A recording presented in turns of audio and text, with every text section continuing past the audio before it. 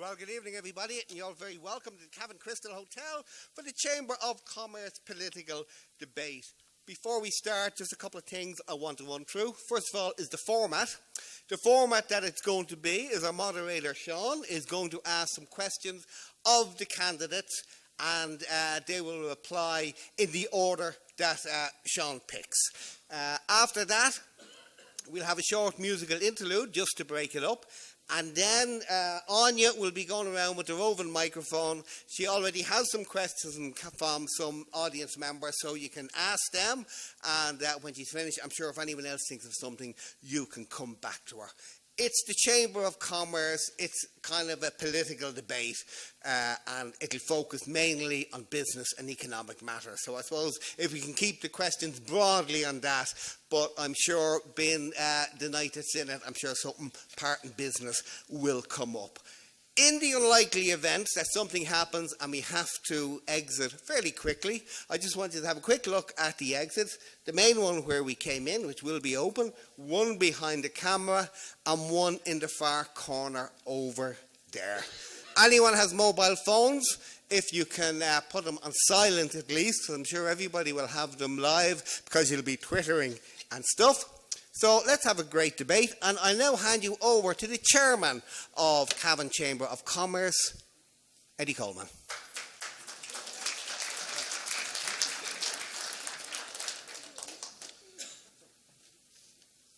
On behalf of Cavan Chamber of Commerce, let me welcome all of you to this evening's debate, and a very special welcome to all those candidates who took the time out from what has to be a very busy schedule to be here. The Chamber Directors called for this debate because they want to mark every politician's card, current or aspiring, that the business women and men in Cavan expect a lot from them in respect to promoting the local economy, and more importantly, they expect them to work hard to support the growth and security of the small businesses that make up the bulk of our membership and the lifeblood of our community. If anyone is in business today, it is because they had the wherewithal to weather a deep recession, or were hard-headed enough to start a business when too many others were closing down around them. Most business people would feel they are still here in spite of past policies and because of them. We want to hear each of our candidates tonight is how you're going to change that once you're elected. In closing my remarks, I just want to remind each candidate that you're talking to survivors, the cream of the business community crop, and that our vote, our support, is very important. To each of you in our audience, I want to remind you that these candidates, these men and women here on stage, are putting everything they have on the line, and I ask you to treat them with the proper respect in both your questions to them and in the response to their answers, like them or not. Finally, let me thank our co-sponsors for tonight's event, the Cavan Crystal Hotel, Cavan and Monaghan TV, and especially the Anglo-Celt, and Sean McMahon from the Anglo-Celt here, who has agreed to compare the event for us. I would like to thank Marty Moan, who has nicely agreed to play a little bit of music for us in the interval, and I would like to especially welcome Paddy Smith, Chairman of Cavan County Council. Thank you very much.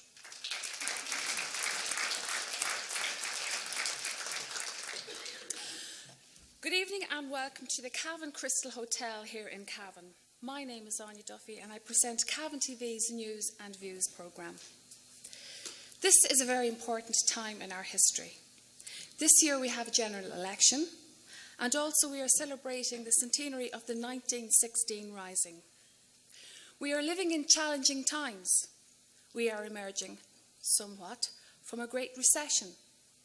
More than ever, people are interested and concerned about the governing and politics of our country, and so we should be.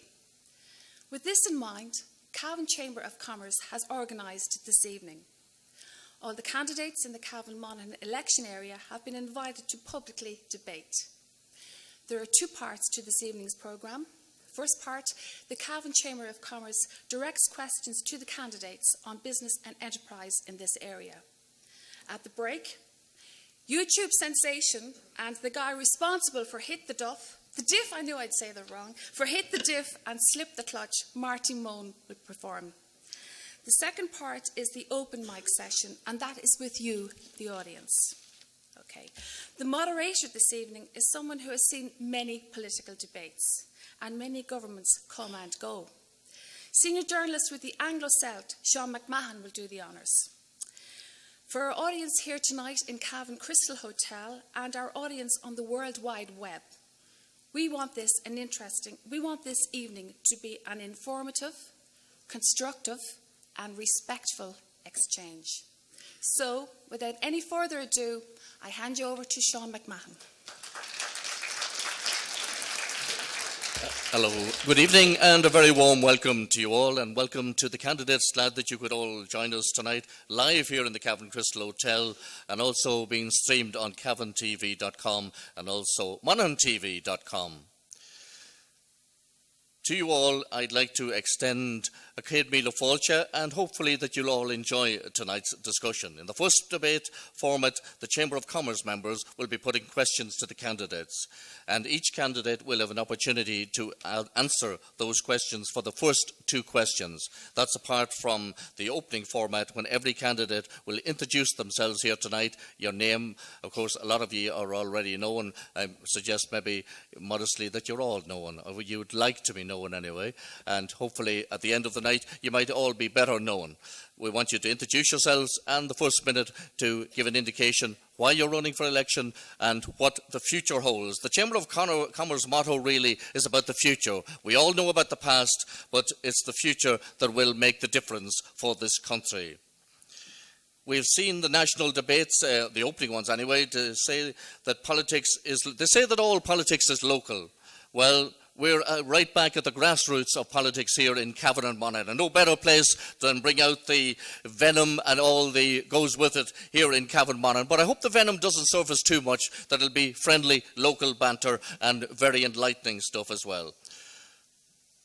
Telling everyone here tonight that your microphone will not, if you're talking over other people, it will be switched off because I'll move on to the next person. So talking over other people will not be tolerated.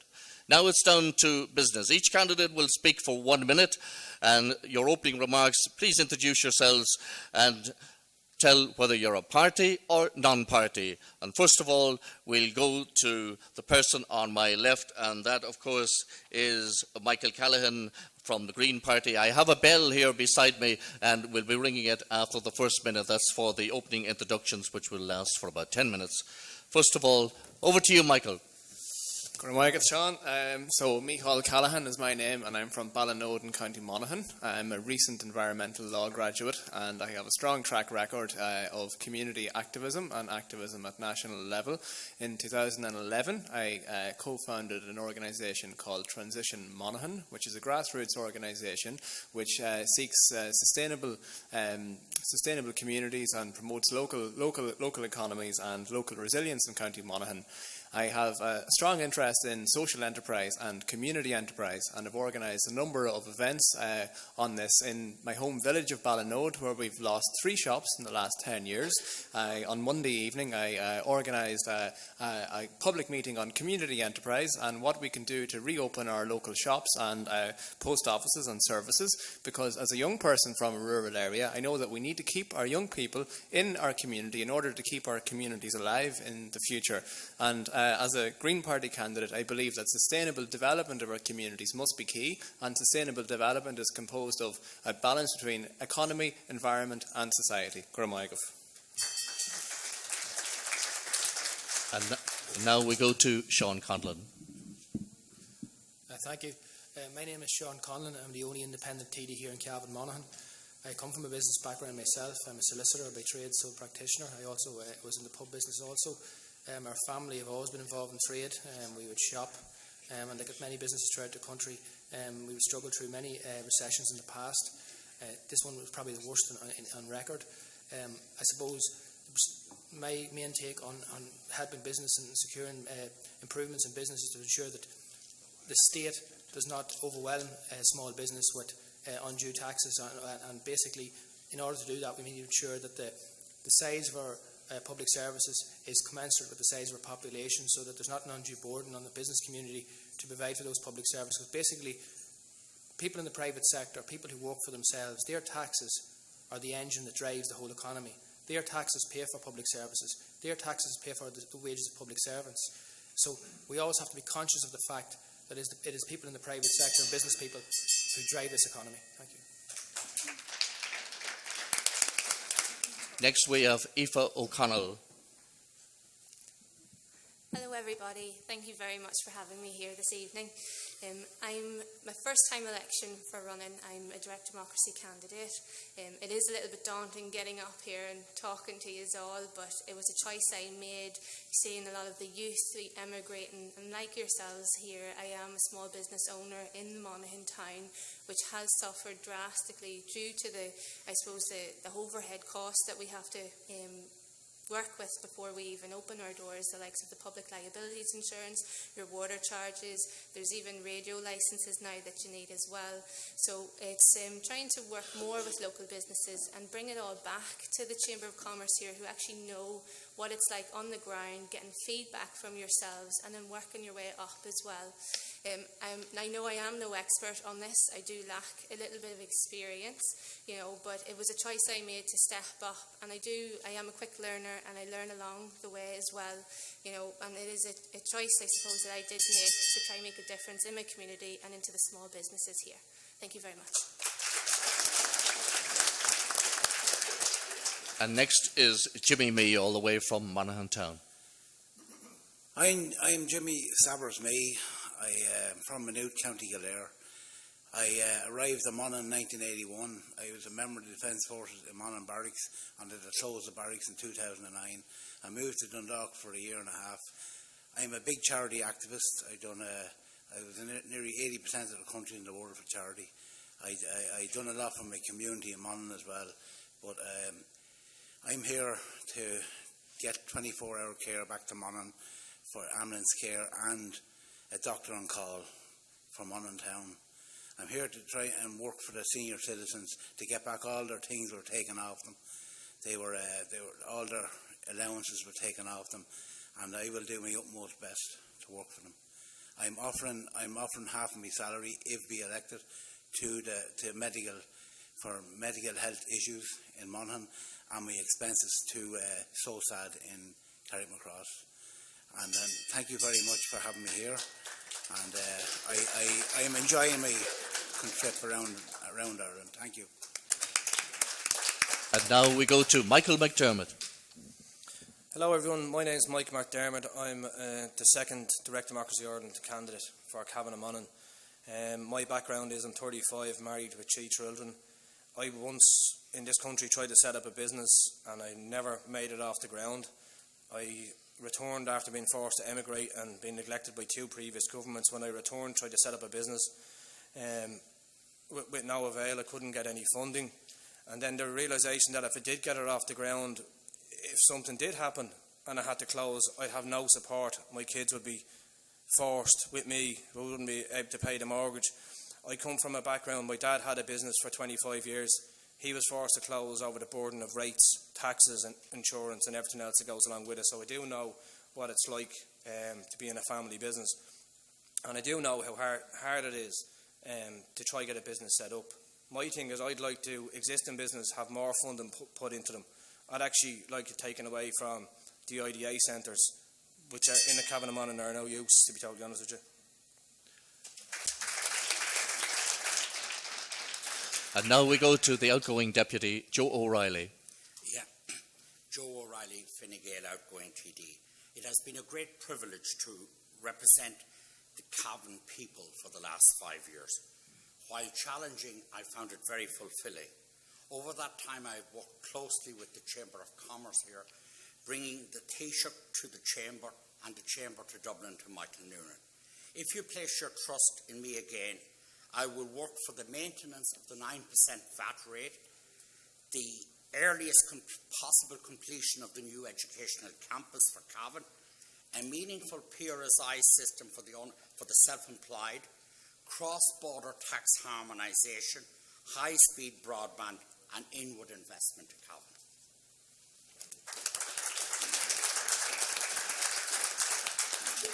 And next is Senator Catherine Riley. Good afternoon, or good evening, everybody. My name is Catherine Riley. I'm from Ballygymstuff. I have a background in economics, politics and law, European economic public affairs and public policy. As you know, I'm an outgoing senator and this is my second general election. Sean mentioned there earlier that, you know, the future is what makes a difference here. I very much support that.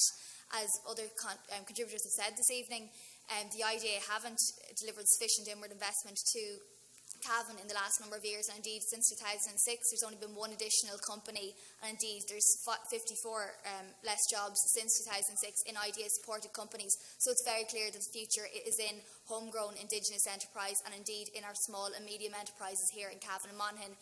For me, the priority is decent work, decent pay in our small and medium enterprises. It's very much a self-reinforcing cycle. If we have good pay and good jobs, that will feed back into our small and medium enterprises. It will have more disposable income to spend in our shops. Coming from a background in hospitality and retail as well myself, I know the work that the SMEs do in supporting local jobs. Thank you. Councillor Niamh Smith, the live mic is yours. Thank you very much, Sean. Yes, my name is Niamh Smith. I'm a Fianna Fáil candidate in this general election here in County Cavan. I've been on the council for the last 7 years and I work in Monaghan town in the new education campus down there. And I suppose my understanding and my empathy from business stems from my own family's involvement in business in a small shop, and that is where our bread and butter was made for the past 20 years. And I suppose one thing that I've heard over the last couple of years through the hard times was survival is the new success. And I think that's absolutely true. It's important to remember that governments do not create jobs. Small and medium businesses and enterprises are the people who take the risks, go out there, create jobs for themselves and everybody else in their community. And they are the heroes of our county that have provided jobs over the last number of years, and they're to be commended on that. We need to put in place, strands and encouragement for okay. Thank you very much. Next in line we have Mary Smith. Hello everybody, thank you for inviting me here tonight. My name is Mary Smith and I'm your independent pro-life candidate for Cavan Monaghan. I'm a self-employed psychologist and I totally support SMEs and self-employed. I want to see us getting the same rates of PRSI and tax credits. My 7 key demands include improved mental health, primary care and disability services for our region. I will demand the restoration of 24/7 medical care at Monaghan General Hospital and adequate resources at Cavan General Hospital. For our youth, I want investment in community and voluntary groups and the establishment of a drug rehabilitation and residential service in our region. I will vigorously defend our 8th Amendment and the rights of our senior citizens and terminally ill to adequate lifelong medical care. And finally, I will defend the objections of concerned citizens to the erection of overhead pylons and power lines throughout Cavan Monaghan. Thank you.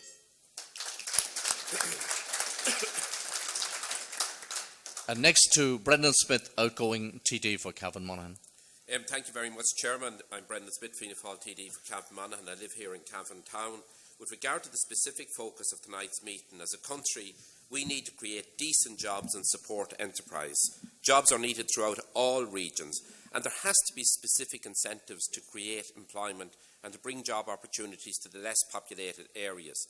Ireland is recovering slowly, but it is recovering because of the skills and enterprise of the Irish people, built up over a number of decades.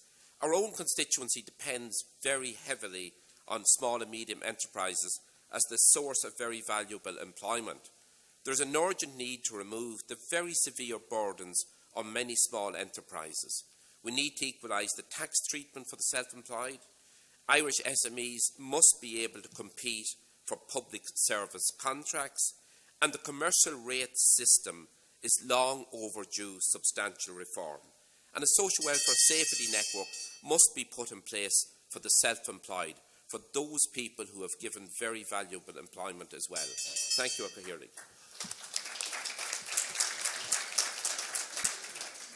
And last but not least, John Wilson. Thanks, Sean. My name is John Wilson. I'm standing as an independent candidate. Business people are the lifeblood of every town and village in this country. Any recovery in Cavan town should be directly attributed to these people and to Cavan Chamber of Commerce. Commercial rates are often an impediment to the success of a business, and I believe these rates should be based on turnover rather than the square footage of the premises. I want a specific low corporation tax rate introduced to encourage businesses to set up in areas that are deprived of employment opportunities like Cavan and Monaghan are. This low tax rate would also be available to existing business owners. It's a fact that over 90% of employment in this country is created by small and medium-sized companies, not by large multinational corporations. Self-employed people whose businesses fail should be entitled to full social welfare benefits. No ifs, no buts, and no maybes. Thank you.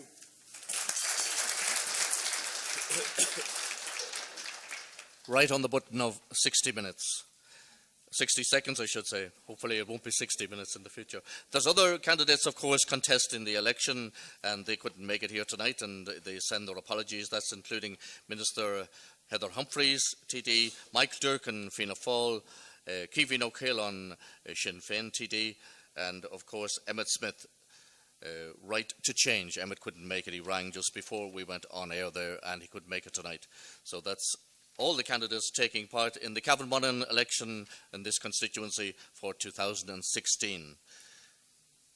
We thank you for your participation so far and your generous applause to the people on the stage, because not everyone up there is as experienced as one another, and you duly gave them recognition there and applause. And that was much appreciated, I would say, by them. We're going to go directly into the questions, and of course this was jointly organised by the Chamber of Commerce here tonight. We have the Vice President of the Chamber of Commerce sitting down in our audience here. It's Eilish McCabe. And the first question comes from Eilish McCabe. Good evening. 70% of the workforce, as has been mentioned, is made up of SMEs and the self-employed. Given that SMEs and self-employed, particularly in the Cavan region, are the engine of our economy, what are you going to do to support these SMEs and self-employed businesses, and who are essentially a part of Cavan's recovery? Thank you. And every candidate sitting on the stage will have an opportunity to answer this question. First of all, we'll go to Brendan Smith, maybe, to give this one a shot. Thank you very much, Eilish. It's a very important question, and I think one thing that John referred to in his concluding remarks was the whole burden of rates. I believe rates have to be based on ability to pay. The reform of the rate system is long overdue. Being based on a specific area, specific footage, square metres, etc., it's not acceptable that the same burden remains from rates on a year when you have a good trading situation or on a year when you have a very bad trading situation. There has to be a clause, inability to pay. With regard to the tax treatment of the self-employed, that's not fair either. What we have drawn up proposals as a party, fully costed as well, is that there needs to be a 300% increase in the earned income tax credit to at least bring it up to €1,650. The other aspect is giving self-employed the opportunity to pay Class A PRSI contributions, so that if something goes wrong in their business ceases to operate, that person is not deprived of their right to draw down social welfare payment. The self-employed person has to have the same right to social welfare payment as their employee when that unfortunate situation arises. And again, the PRSI contribution needs to be changed as well. There has to be a situation where a small and medium enterprise, if they are taking on new employees, then the PRSI demand should be on a graduated basis to try to give some relief for some time, so to encourage people to take on employees. I'll conclude, Chairman, on one other issue. Unfortunately, in recent years, too much of the procurement of public services, and particularly goods and services for the public sector, has been centralised. Many of our small and medium enterprises are deprived of even tendering for those contracts because they're below a certain turnover. I believe that that's wrong. And I actually remember being at a meeting with Monaghan County Council a year or two ago, and other Oireachtas members would have been there as well, where Monaghan County Council outlined to us that they had to buy all their stationery centrally. They were not able to go out and purchase locally in Monaghan Town or in any other county, in any other town in their county, from where they were being paid their rates. And actually, Monaghan County Council were in a position to buy their products and their goods cheaper locally than the central system they were obliged to go through government decision. Those are some areas that would lessen the burden on the self-employed and on small and medium enterprises, and I believe create much valuable and needed jobs locally as well. Thank you, Chairman. I'll go now to Catherine Riley to give your contribution on that question, Catherine. Thank you very much. And you've just over 2 minutes to answer. That's no problem at all. I'll be well under the 2 minutes. Obviously, some of the measures that Brendan talked about we'll be supportive of. Also, in terms of easing the tax burden on the self-employed, we do agree that there is a discriminatory tax system when you compare that to the PAYE workers. So in our pre-budget or alternative pre-budget submissions we launched last year, we had a number of measures to help self-employed. First, on that will be the move towards the equalisation of the self-employed tax credit with the PAYE tax credit, and that will be a move towards going against the discrimination in the tax system. Also, a number of people here might be aware that the Startup Relief for Entrepreneurs, it aims to incentivise individuals to start and invest in their own businesses. So we would like to extend that to the self-employed, and we believe that would also be a very beneficial measure. Again, that was in our pre-budget submission. And another one that we believe would support the retail sector in particular in terms of self-employed, we would also double the current trading online voucher scheme for 2016. One issue that a number of people mentioned here this evening already, and it's going to come up right across the evening, I've no doubt, will be obviously access to credit. And one particular way we believe is that we need to look at the credit union regulations. A lot of entrepreneurs and self-employed people, when they do go to start up their businesses, they're hitting blockades when they come to our banks. And we believe that we should start looking at the credit union system and how they could lend support to self-employed people, and whether it be access to credit and self-financing in that way. We also think, and again reflecting something that Brendan mentioned earlier in terms of the PRSI, we believe that there should be an option for the self-employed to pay a new rate of PRSI that would be linked to additional benefits. And we believe that those suite of measures would, in tandem with other measures down the line in terms of access to credit, that would help the self-employed people, particularly small enterprises that are setting up additionally or in the beginning. Thanks very much, Catherine. 1 minute, 50 seconds. Very good timing there. We'll go to Joe Riley to answer that next, and if I can throw in a little bit of an addendum there about carbon tax and the cross-border economy and the costs of briquettes and tyres and coal and all, and the addition of carbon taxes and our close proximity to the border in relation to developing business here and starting up business and the Brexit and all that question going forward, Deputy O'Reilly, it'll have a bearing on the situation. Sure. Absolutely, Sean. I'll start with the self-employed specifically. We will increase the earned income tax credit from the 550, which we already introduced in the last budget for the first time it was ever there, to 1,650 for the self-employed by 2015. This will match the PAYE credit and will create an equalisation between PAYE and self-employed, and that's by 2018. We will mitigate the impact of an increase in the minimum wage on small employers by lowering the 8.5 rate of PRSI to 6.5. We will bring in a Class A PRSI contribution system incrementally, and that will allow self-employed people to have sick pay, disability payments, and the same benefit as workers, and that has been a real issue in recent years. Our improvement of the capital gains tax rates, we will continue with a reduced capital gains tax rate of 20%, which applies as a result of the last budget, and we'll build on the capital gains tax. In relation to the carbon situation and the taxes there, Sean, that you correctly identify as a problem, I believe that the mechanism to best deal with that is through the All-Ireland ministerial bodies, through the cross-border ministerial bodies, the North-South ministerial bodies, that we must achieve a harmonisation as far as we can achieve it of taxes, a harmonisation of trading practices, and a harmonisation of responses to the carbon issue. We can't avoid the carbon issue, but we should deal with it in a sensible All-Ireland way, and that will be a big objective for me.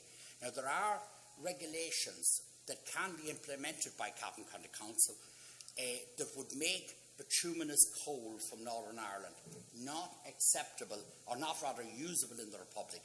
And we will look in the future to the stricter implementation of these rules. So I suppose I see a number of things. I see us dealing with the self-employed through building on the tax credit system that we have revolutionary brought in.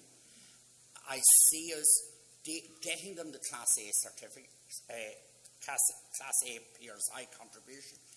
I see us improving on the capital gains situation. And I see us dealing with the carbon on an All-Ireland ministerial body level and by the implementation of County Council bylaws down here. I fully agree with Catherine in relation to the credit issue, and there are a number of new issues here. There's the microfinance, there's the state guarantee for over 70,000 loans. And I'll have to move on, Joe, because you're over time. But we must augment that and work. I'll go now to Deputy Sean Conlon to address that question, and just to put an addendum to you there as well about the cross-border situation and car tyres and truck tyres. For instance, there 1476 environmental tax was supposed to be added to the price of truck tyres. For people buying tyres on this side of the border and trying to keep a business going, that wouldn't be very conducive to keeping a business going. At the moment, even without tax, and we know that the diesel and the petrol has come down, but it's always volatile and the oil prices could go back up. How do you view the situation at the moment for people in business and trying to stay in business? It's a very, very difficult economic situation for everybody over the last 8-9 years, particularly in the border region where you have fluctuating rates on both sides of the border. I think it's a bigger question because with the possibility of a Brexit from the European Union, a British exit from the European Union, we could have a huge problem in our hands in a couple of years' time. We could have a real border in our hands that would cause us untold damage here in the border region. And that's an external problem that the Irish government, which is next elected, will not be able to deal with. That'll be a matter for the UK government, and unfortunately, that's outside our hands. We can only deal in here and now what we can do here in our own economy. And my position is clear as an independent. I'll be supporting a future administration that supports small businesses and supports people setting up their own businesses and maintaining their own the economy in a fashion which will mean that it's sustainable for people to live here in our own local area. Commercial rates is a massive issue for all of us. Bank charges. I'm not sure if many of you have businesses on both sides of the border, but it's a huge issue in terms of what interest rates you're paying on your bank loans in the Republic compared to what it is in Northern Ireland and the UK. People here are penalised heavily in the Republic compared to what they are in the UK. Because many people and many business owners who have business on both sides of the border will tell you that. The issue of business costs. We have very, very high energy costs in the Republic. I think the ESB charges are artificially high. I think it was an issue going back 7 or 8 years that the governments, and the previous government and the last government have created a situation where domestic energy costs and energy costs for business are much higher than they are in most parts of Europe. And that's a real issue. I mean, I felt the reason behind it was there was a possibility they were going to sell off the energy supplier, so they were trying to make it an attractive proposition for private business. But that's a negative effect on every business throughout the country. So, in terms of cross-border trade, it's always been a volatile situation for people along the border, and people have had to adapt. And I said, on a real macro level, the real concern is what happens to the UK if there is a British exit from the EU and a real border is put in place with border controls, because that would be the end result. That would have a huge negative effect on us here in the border counties. But to dwell on the positive, I think this border region, we've always been self-starters. Unfortunately, we've never had the state investment that the IDA places in other constituencies put in multinationals. We've had to rely on ourselves because we've never been able to rely on the state. And that we've had to be lean, mean, and keep our cost base low. Okay, Sean, we'll have to move on. Thank you very much. We'll go now to John Wilson. relation to what Deputy Connell has said in relation to Brexit, I wouldn't be panicking too much as of yet. Now, I realise that our government haven't planned for the exit of the United Kingdom from Europe, but it's my understanding that there will be a 2-year cooling off period if the British people decide to leave the European Union, which will give us a chance to formulate policies and hopefully reach agreement with the United Kingdom in relation to our dealings and our business dealings. In relation to the self-employed and the giving self-employed people the entitlements to social welfare, I don't think it shouldn't be relevant. I mean, regardless of what class of PRSI that these people are paying, we should remember that self-employed people have contributed, in some cases, hundreds of thousands of euro in taxes to the state over the years, and in other cases, millions of euro. And they are totally left abandoned, Sean. I mean, I have spoken to people who have lost everything because they've had to use their own private houses as guarantees for their businesses. And these people, in some cases, are destitute, and they have been abandoned by the government. I mean, I don't pretend, I'm clearly not an expert in business matters, Sean, but I mean, to me, common sense and decency dictates that our government should tackle this problem. I mean, there's no point making promises, oh yes, well, we're going to deal with this matter going into the future. That's rubbish. We need to deal with this problem now.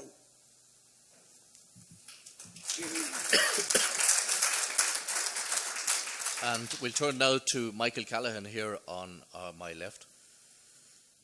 Yep, thank you. Well, as regards SMEs, we want to create a network of publicly owned regional banks which would be specifically mandated to lend low-interest finance to SMEs.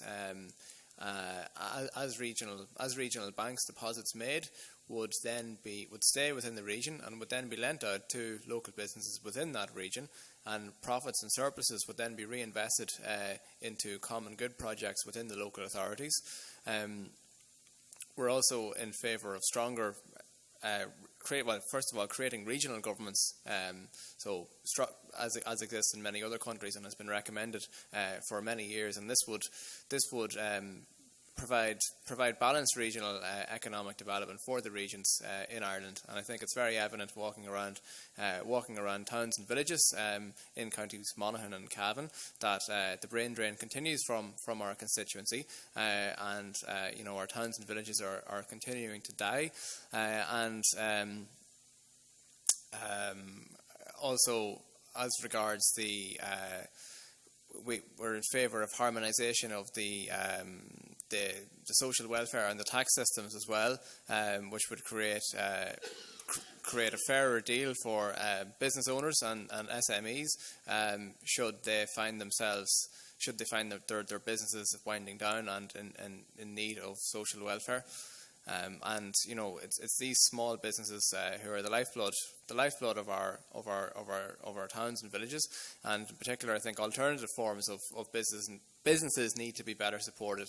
I myself have gone to the local enterprise board in County Monaghan and have found that really unless you're, I suppose, equipping for large scale export, there aren't enough opportunities for people who have. There are many people who have great ideas out there, and who have an entrepreneurial mindset, but aren't getting the necessary support. And that needs to be addressed. Michael, your 2 minutes is up. We move now to Councillor Niamh Smith. Your take on inward investment and small businesses and places like Cavan and Monaghan and towns that have been decimated and shops closed. And have you any bright ideas?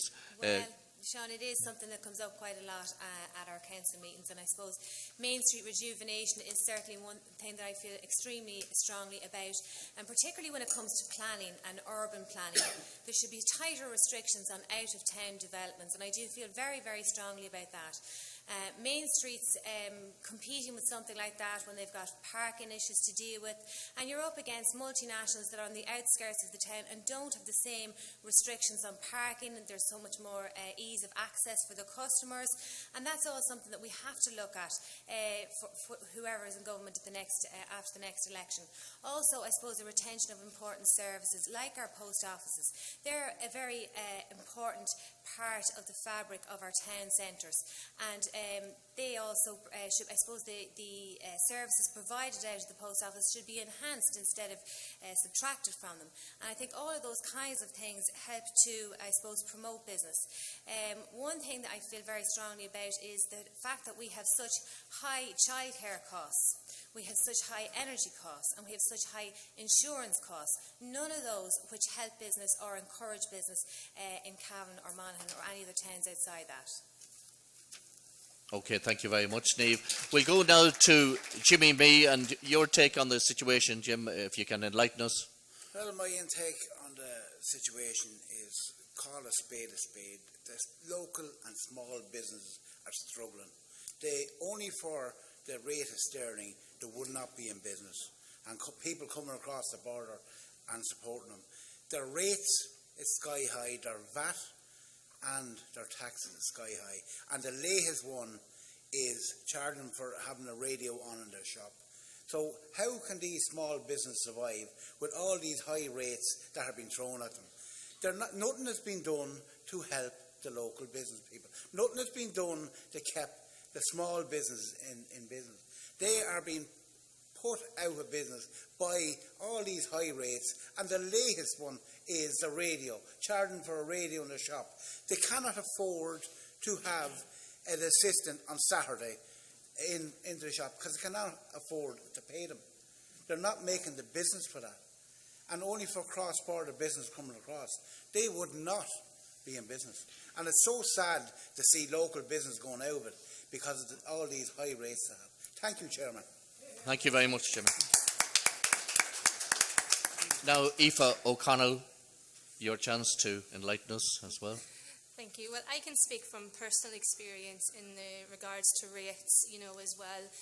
Our rates are $1,700 a year, and I do agree with John where he said it should be based on turnover, rather than square footage, because sometimes you actually don't use some of the space, but you're still being charged for having it there. Now, I actually got on to my local council as well in Monaghan, and I wrote to them, and I have talked to our local councillors in Monaghan in regards to what are rates for. They couldn't actually come back to me and tell me what they were for, but yet we still have to pay the likes of our commercial water charges as well. And as Jimmy was saying here, the new one from PPI, if you have a radio playing, you also have to pay for it. I think if we're paying for rates, and because there's such a high market as well, it should be enough to cover the likes of our commercial and if you have a radio as well. And because we're so close to the border there, we're trying to compete then with the border as well, because they can, like what I get a lot in the shop is, well, I can just nip across here to Armagh and it's far cheaper. So it's working more, dropping a bit of the VAT rate down, so we can, encourage, I suppose, our customers to spend more locally. And then when you spend locally, you're keeping the businesses open, and yet you're generating revenue that will put back into the company as well, into your community. Sorry. Thanks. Mary Smith, I'll go to you for a comment there, Mary, if you want to elucidate. Yeah, I'm new to this business. I don't have a business background, but I'm very interested in it. And I would concur with every deputy and candidate here about, equal payments in relation to PRSI and tax credits, local banking, as Michael talked about. But funny, the other day I was talking to Bernie O'Hara. Bernie O'Hara is the pro-life candidate in Sligo Leitrim, and Bernie has a business background. And she was telling me about, this fund is the 2020 Horizon Fund. It's an EU fund that specifically is 80 million and specifically set aside for innovation and research. And Bernie was saying that because of the peripherality of where we're located, Cavan, Monaghan, that politicians and county councillors, if we got together and really pushed for Cavan and Monaghan to be allocated as a special region of innovation, we could actually maybe look for more of that funding. At the minute, Enterprise Ireland, I think it gets 1.25 billion of that funding, but we could really, really push for that. And I think it's something very positive. And I think it's something, it would mean that we could go outside of the Irish government in looking for funding. So if enough of us got together and really pushed to get this part, Cavan Monaghan specifically allocated as a special region of innovation, we could maybe get a bigger chunk of that 80 million to help our business. So I thought that was a very interesting piece of information that I wasn't aware of until last week.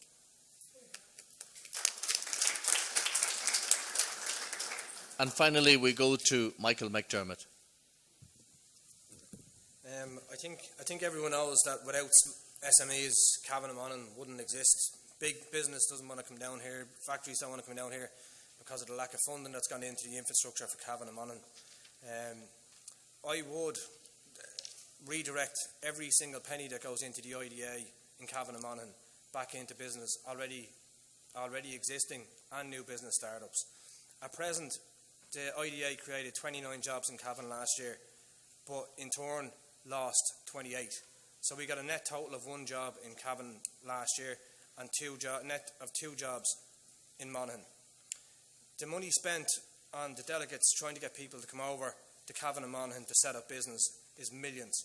Millions going back into every single person in that audience's business to help them recruit new staff, reduce rates, less taxes, but generate the local economy. We'll get more people working. When I tried to set up a business, Enterprise Ireland wouldn't give me money. And if they did give me money, they weren't giving me enough because I wasn't exporting. But yeah, if I had it set up, it would have cost €40,000 and I would have created 3 jobs. 3 jobs straight away. 3 jobs straight away, 3 people off the live register. I would have been paying van tax on 2 vans. I wouldn't have been taking social welfare myself. I wouldn't have been needing help from the state to pay for my mortgage. Either would the other 3 people I employed. So if I'm only one person, if we can put, say, 3-4 million back into Cavan and get, even if you can get 15 new business startups per year, do the maths. How many people don't how many people don't need state funding? If you can produce that again in Monaghan, one business startup is already 2 more jobs in Cavan than the IDA have created and wasted millions. The problem with this government, previous government, we've had money, we've wasted it. And it's evident every time you go through Cavan town or go through Monaghan town or go through any of the small rural towns, it's evident the waste of money. In the councils, absolutely everywhere. The money that we pay, our taxes, our hard-earned money is spent on these places and it's just wasted. So IDA would be wiped for Cavan and Monaghan. I wouldn't spend a penny more on it. I'd redirect it to everyone's business. Michael, thank you very much. And now we'll go to the second question of the night from the Chamber of Commerce. It comes from Tom Brady, and Tom is down there somewhere in the front row, in fact. It's about inward investment, Tom. Good evening. Thank you all very much for coming.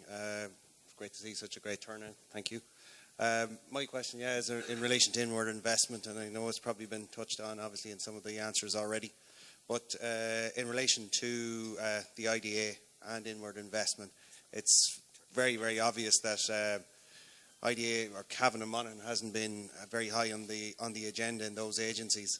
But in the lifetime of the next government, if you are in a position to have some influence there, how would you work with agencies such as the local chamber here and other interested parties about getting some visits here from the IDA, promoting us, promoting the counties, and trying to get the wheel turning, trying to get some jobs into the county?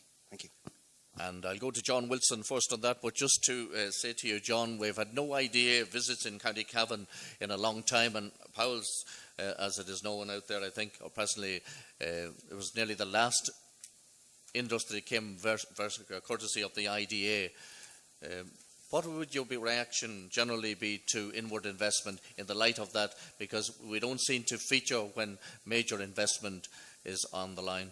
Yeah, everybody here is well aware of that fact. Well, I think, first of all, the decision to stop the M3 motorway, the Dublin side of Virginia, was a fatal mistake for a start, and wouldn't fill any investors with any great confidence about coming as far as Cavan or Monaghan.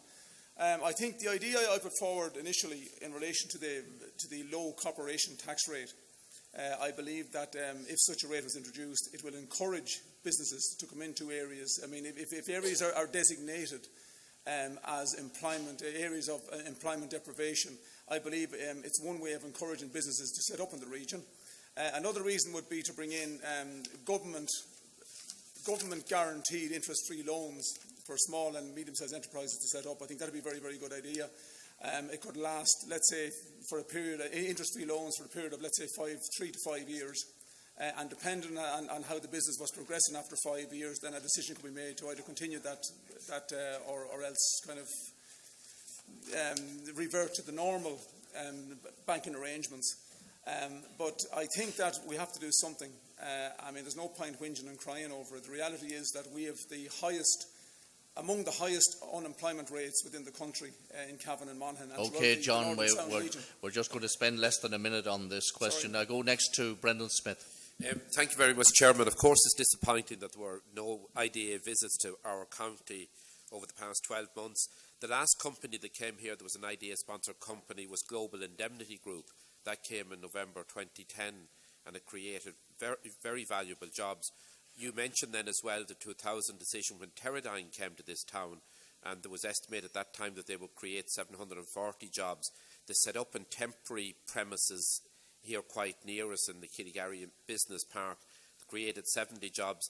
Then came 9/11, that terrible act of international terrorism resulting in so many deaths.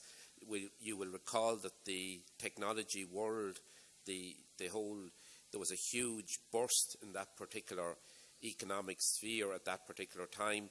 And unfortunately, the Teradyne had not built their own new premises on the Coothill Road. They had bought the land, they'd set about building a huge new complex. But before that got on the way, unfortunately, they decided to relocate and leave Ireland, and they just went back to their parent premises in Blanchardstown in Dublin. If you were back in government, Brendan, one big thing that might lead to investment in places like Cavan and Monaghan is just, we're only spending a minute or so on this question. Sorry, Chairman? If you were back in government, say, in the morning, what is the one big thing that you could bring to the table to get investment in places like Cavan and Monaghan? Yeah, well, Cavan has to show that it has the pool of very talented and skilled people to attract industry here as well. And I think working with Enterprise Ireland as well, we should build on the companies that we have. Bringing in inward investment is not the panacea to create jobs. We don't give enough attention and we don't give enough credit to the indigenous sector that we have in this country. You take the food companies, and as Minister I worked closely with them. All of them during that time that I had that portfolio in both Cavan and Monaghan grew their employment very substantially. We should be assisting the homegrown enterprises, and that's not to say that you fight to get inward investment as well from overseas, but never let us underestimate the potential to grow homegrown industry. OK, Brendan, thank you. We'll be touching maybe on this later on in the debate. I'll go now to Sean Conlon. Thanks very much, Sean. Look, the primary focus of the question was in relation to inward investment from multinationals, so I'll deal with that. Many of the people here in this room are small businesses, and they want greater support for their small businesses from the state. But in relation to the multinationals, I won't deal specifically with the question. The reality is that in order to bring multinationals into counties like Cavan and Monaghan, there has to be some state intervention. The large multinationals will generally go to the larger urban centres unless the state intervenes. And there's been a failure over the last 30 years for any government to actually intervene, because they let this idea that the free market can apply and we let people go where they want.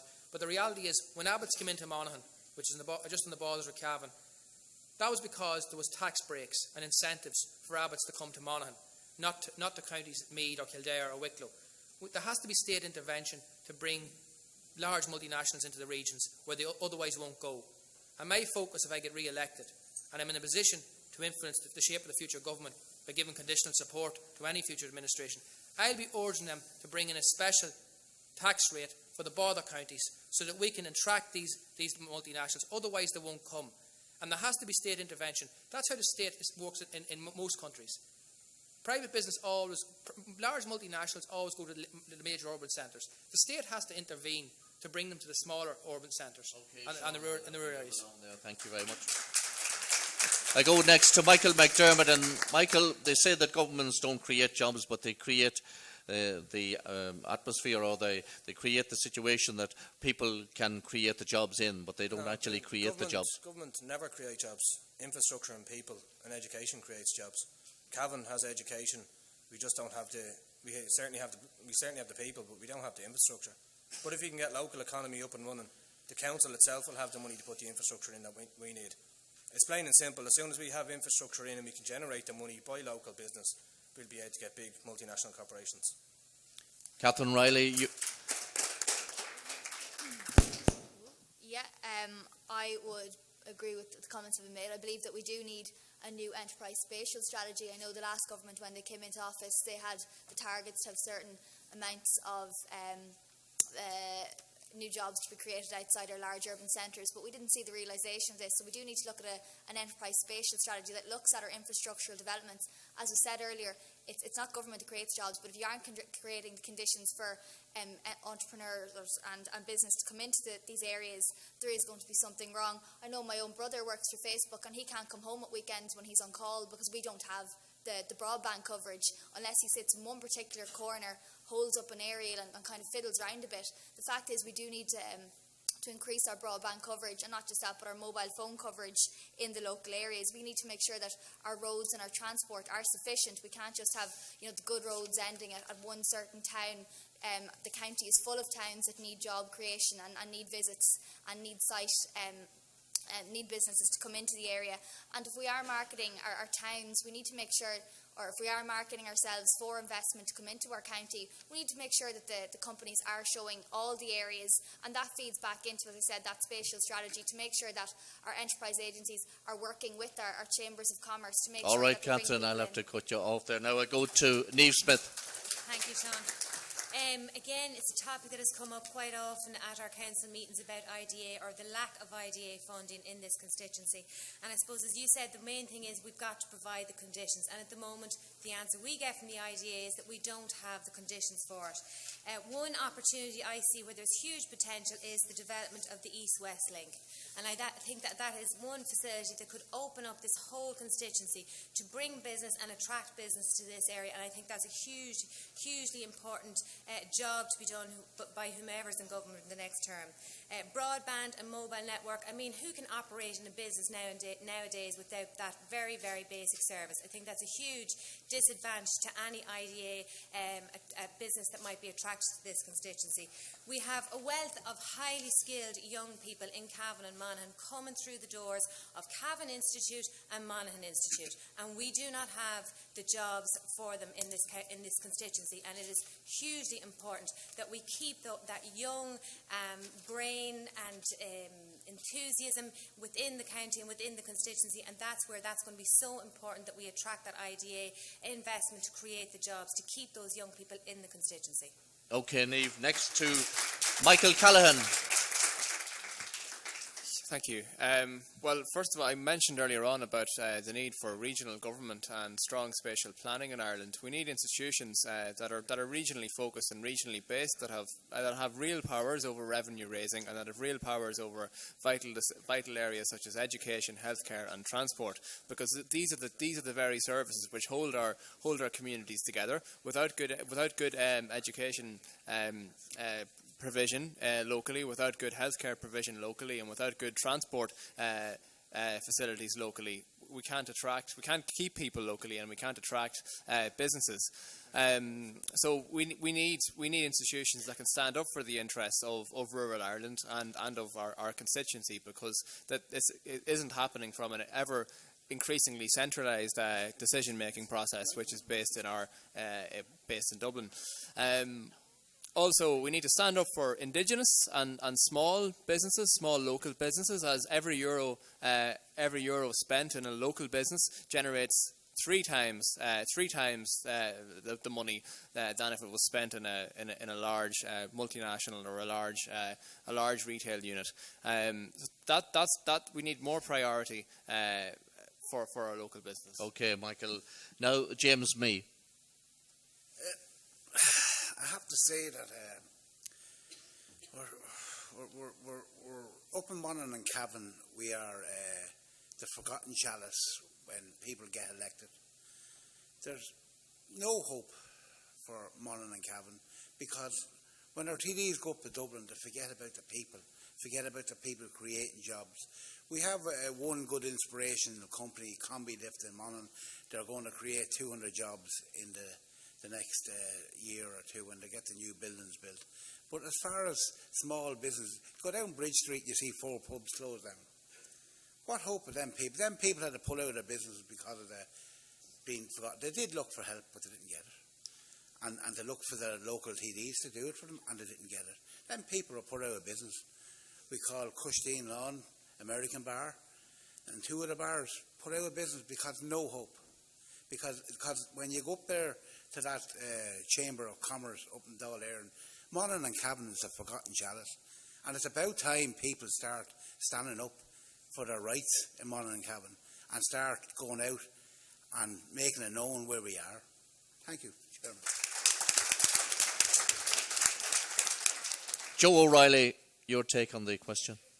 Yeah, Sean, the difficulty here is probably underlined by the fact that during the boom years we didn't have inward investment.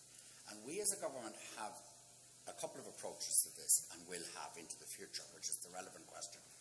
We believe that if you build on the 135,000 new jobs created with a further 200,000 jobs, which we plan to do, you create the wealth, you create the money to deliver the infrastructure. So you have to create the jobs, save 20,000 per job in social welfare, and the multiplier effect of that person in the economy and the tax take. That money goes in to building an infrastructure. And of course, the infrastructure that's needed here are things like the extension of the M3 motorway, the bypassing of Virginia, the East-West link, getting broadband into every home in the country and that involves subsidisation in the rural areas. So that's the broad approach that we would take to getting inward investment. In a more specific way, in the action plan for jobs just released, there are a number of incentives. There's a fund there of about 250 million that will be used to support bringing in inward investment. But there's another answer to this question, and it's touched upon, and I raised already, and that is that the main engine for job creation, for wealth creation, for sustaining the fabric of society in a county like Cavan is the small enterprise, the homegrown indigenous enterprise. And that fundamentally must be supported in the rural areas by broadband, in the broader sense by a better and freer availability of finance. Okay, Joe, we'll have to cut you off there now. Thank you very much, Joe. We go now to Mary Smith. I think Brendan here beside me has hit the nail on the head. When I was doing my research for coming over here tonight, I was amazed at the number of fabulous Indigenous companies in Cavan. I was absolutely knocked out. I think I counted at least 26, and I'm sure there's more than that. So I think from a psychological point of view, I'm a psychologist, I think it's very important to be extremely proud of those businesses. Really, really proud, you know. And we've got to get rid of this negativity. We're the forgotten counties. If we keep carrying that like an ox on our back, we're finished. You know, we have to change our mentality. We're fantastic down here. I would agree with improving the infrastructure, but just back to that other issue that I talked about, you know, where if we can get Cavan Monaghan designated as a special area of innovation, apparently the corporation tax for innovation and research is only over 6%. Now compare that to 12.5%. Would that not attract inward investment if we could get that done? And finally, Aoife O'Connell.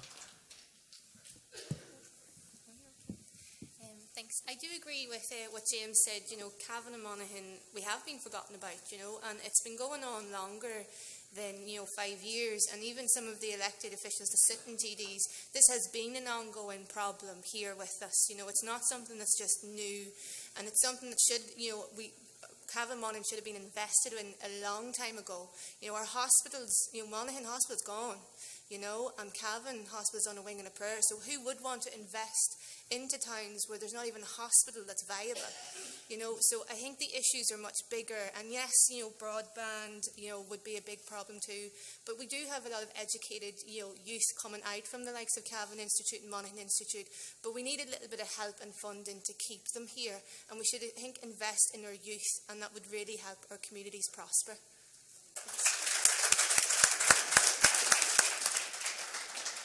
We're going to have one more question before the break, and that will come from another member of the Chamber of Commerce. That's Michael Geraghty, and Michael, of course, knows all about local government, and he's going to ask a very pertinent question about local government. We're not going to go to everybody on this question. We'll pick out 4 or 5 people, and then in the question after the break, then we'll go to the other 4 or 5. We just can't go to all 11 in each question. So, Michael, if you want to address the question first to whoever you want to address it to, and then we'll pick out another few people to address your question.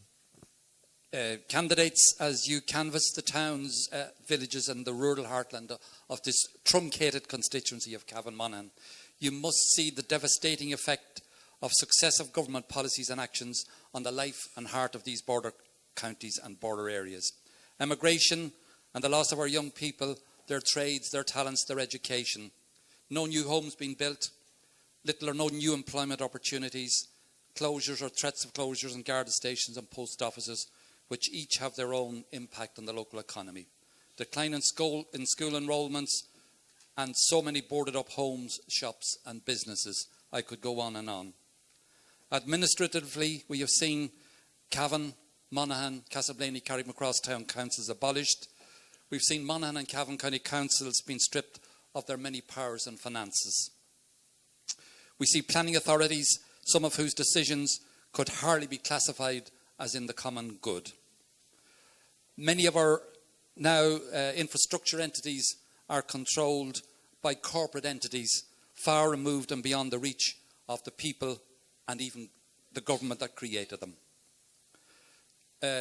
So much is now dependent on allocations from government departments if work has to be done, and I use the recent incident of flooding in the Cavan town area. You have to depend on an allocation or you get nothing done. Power is now centralised in Dublin and in the total control of the 4-person Economic Management Council. 4 people have the ultimate control. I contend that this centralised government and centralised power is not overly concerned with rural Ireland or the border counties. True local government with decision-making powers and finances are one of the keys to recreating conditions that can restore the fabric of the counties and rebuild the confidence of the people. Cavan, Monaghan, and with your permission I will include Fermanagh people and businesses have never been found wanting in harnessing local natural resources, in creating employment, in showing initiative. We need change, we need support, and we need bodies that will lead and drive this local initiative. Given this, what is you or your party's plan to break this centralisation cycle and restore meaningful democracy to the town and county? I will start with Brendan.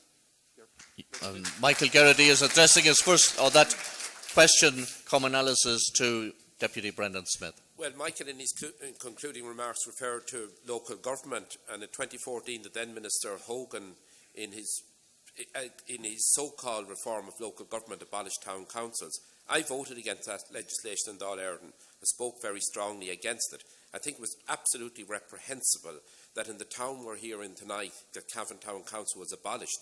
Cavan Town Commissioners were established in 1837. Cavan Urban District Council, its successor, was established in 1900, and that in its format up until 2014. So we had 177 years of local government in Cavan Town. I believe that over the years that local authority did good work. Our party proposes that towns in excess of 7,500 population should have a local town council. I believe that what was done, that what Minister Hogan at the time went with, was a charter drawn up by civil servants, because we all know the public service system. They want less fora to have to answer to. The town council meetings once a month, and there are some former town councillors here, people of all parties and no party, who did exceptionally good work on behalf of their local communities.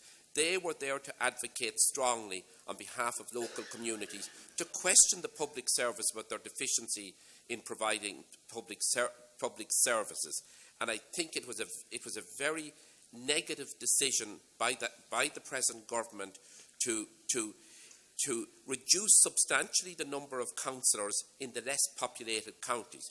We have the farcical situation in this county of our council numbers going down from 25 to 18, and in neighbouring counties like Meath and Louth, membership being increased up to something like 40 per county. There was no taking into account that we have a very broad rural area to service. Every rural community, because of its smaller population, has to fight to retain services. If that's a small school, a post office, or whatever other public service is in those small communities, there's always a fight to retain them. The abolition of town councils, the restructuring of the electoral areas for county councils were all very badly thought out. There was a policy that was implemented, there was a civil servants charter, and it is doing a huge disservice to the local communities throughout all of the country, and particularly in towns like ours, like Cavan and Monaghan, and other towns in both of our counties, and as well as the less populated county councils as well. And Brendan, if you were to divide Ireland in two... Brendan, finally, would you bring them back if you were back in government? Absolutely. We have a clear commitment that towns in excess of 7,500 population would have town councils. And I think we need to put a structure in place of a formal community council structure for smaller towns as well. OK, Michael McDermott wants to have a word on that. I just want to say, with direct democracy, everything is centralised by one person. If any of us get elected, the power of vote is with the actual people. We have to hold meetings in constituencies, so people get to vote which way we vote. That's how a government should work. That's how democracy works. And just a point on the state of the country as it is. Our government decided to bail out banks instead of bailing out the people, which is what should have happened. They went into the Dáil, they made a decision on the night. Michael Noonan himself is a senior bondholder, so he went in and took a vote to pay himself. So he went in and took a vote to pay himself to get a loan from the bankrupt banks to bail out the bankrupt banks and pay senior bondholders. That's why this country is the mess it is. Fianna Fáil started it and Fine Gael kicked the can down the road and made it worse. That's as simple as that. Michael Callaghan here beside me. Would you bring back the town councils? Yes, that's in. Why would you do that? I would bring that back because, first of all, they shouldn't have been abolished. Many of our, as I have said, and as your question rightly stated, it's the increasing centralisation and the increasing alienation of ordinary local people's input into questions over our health services, over our education services, over our spatial planning, which has led to an increasing centralisation of decisions and an increasing, I suppose, relationship between a number of large corporate interests and our decision makers. So we would reintroduce town councils, but we would reintroduce town councils and include the rural hinterland because, take for example Monaghan town, which I'm most familiar with. My village of Ballinode, which is 3 or 4 miles outside of Monaghan town, wouldn't have been included in the former Monaghan town council area, but Monaghan and Ballinode have a very natural and strong relationship with each other. We would also create regional government, which exists in many other countries and which has been advocated for many years in Ireland. So that would create regional government with real power over, which would have decentralised decision making in areas of education and healthcare. So again, so that local people Michael, and local interests. And finally, as well, just on the corporate interests, we would oppose the new highly undemocratic trade deal, transatlantic trade investment partnership, which isn't being given any attention, but which our current government is actively supporting, which would allow corporations to take to sue our governments basically for introducing stricter regulations to protect us in the common interest. So in terms of health and environmental interests. We go to James Mee quickly there. James wants to make a quick point. Quick point, Mr. Chairman. Any backup people had in Cavan and Monaghan for flooding and all that, they closed it down. They closed down the army barracks. These people out in Kilcare that were flooded out, they couldn't move for 2 weeks over Christmas and New Year. Everything destroyed on them, and they couldn't move out of their homes. They had to use canoes to go up and down. The town council should have never been abolished. The state of the Cavan roads and Monaghan roads, I just show you, there is absolutely nothing being done within the unit. of Cavan and Monaghan. I put up photographs the other day on Facebook for Shannon Sider to show the state of the potholes. 10 potholes on the middle of a road going to Shercock, from Castlebrain to Shercock. Any hope you've had for backup? Look at the job the Army done down in that loan with the flooding, sandbags and all that. People in Cavan now are left to fry. Any flooding, anything like that, unless you're a good volunteer, there'll be nothing done. And the premise was closed down, first of all, by Fianna Fáil, and Fine Gael followed suit. And I'm sorry for it. And we'll finish off this section now with Joe O'Reilly, maybe to give a response from the outgoing government perspective. Thank you, Sean. I'm delighted that in the audience tonight we have some councillors led by the Cathaoirleach Paddy Smith and my great friend Councillor Madeleine Argue are here. And I'm told by a number of the councillors, and indeed we have a former councillor, Paddy O'Reilly here, but I'm told by a number of the councillors, a goodly number of them, that the municipal authorities, the municipal bodies, the municipal councils, which incorporate the town and the hinterland, are working very well. There's 3 municipal bodies in Cavan. I understand they're working very effectively. I think they need a further trial. But I just think as a broad point, Sean, the real issue in local government is, do the councillors collect taxes? If the councillors collect taxes and control the spending of those taxes, then you have local government. If the councillors do not collect taxes and are not answerable to the public for the levies they make on people, and are not answerable to the public for the way they spend them, then local government is nothing but a talking shop and a set of an aspirational job. And so what I'm proposing, or would be suggesting, is that we have to move gradually, and there are some moves in this direction, there need to be more, to a situation where the municipal authorities and the county councils are responsible for local taxes collected, and that's taken from the national taxes, but the discretion and the thing is at local level, and then they're responsible and answerable for the spending.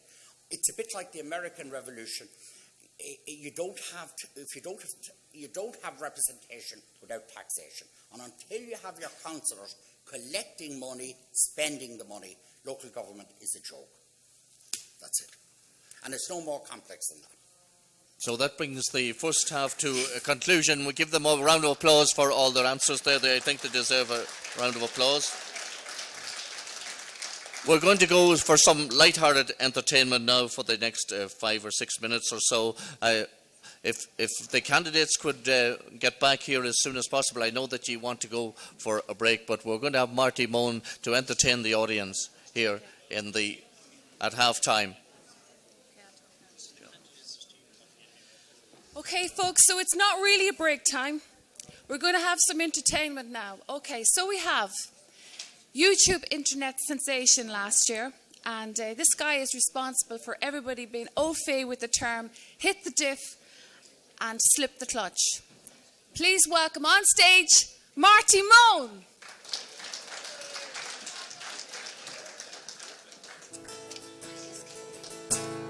One, two. Hello, everybody. So here we go. This is Hit the Diff. Mowing, lifting, sowing, baling, drawing, hauling, and buck raking, backing, stacking, plowing, crash, sipping, wrapping, tail doors flap, sucking, diesel, cutting, trucking, spreading, piping, double clutching, spinning, sliding, digging, rig, raring, saring, new way. No, hit the diff and pray that she goes all the way. When I'm flat to the mat with the party hats, I'm betting for they'd say, well, they thought we were quitting. Well, when the sun went down, with a flame from the pipe would chirp all night to the fuel it ran out. Oh, give me a yoke with penny a poke and a can of AC start, and 1,500 acres hauling 40 ton of grass. Well, I said goodbye before July to the woman in an awful rush, and it was near Christmas before I got back in touch. Well, I found a set, but I had no brakes, couldn't keep it cool. We had loads of power right behind the now, so we give the pump a screw. Well, out all night with no lights, only seeing the stars and a gleam from the moon, and the diesel light in the dash. Well, it's mowing,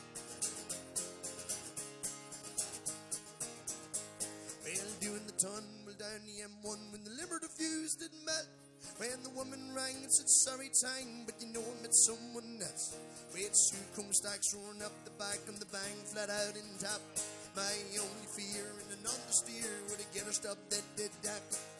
Right, Joe, honey, get the hammer to the floor, and if that's your 20, that's a big 10-4. But baby, I'm coming back to you. Oh, slip the clutch in the button, I was stuck, I'm heading for the boat. Well, I never said goodbye to the woman this time, but I left her a note. Well, I'm up 3 steps in heaven, well, on the highway to hell, and I know it'll be a while before I say goodbye, 'cause I know you're looking well. Right.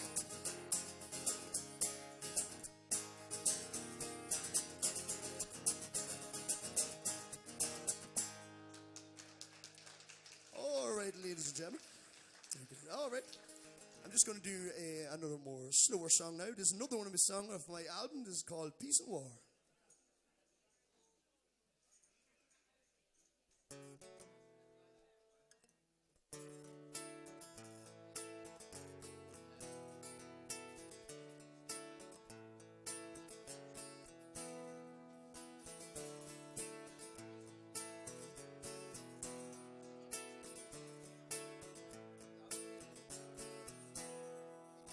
From this page to them streets, there's a lot of people we never did meet.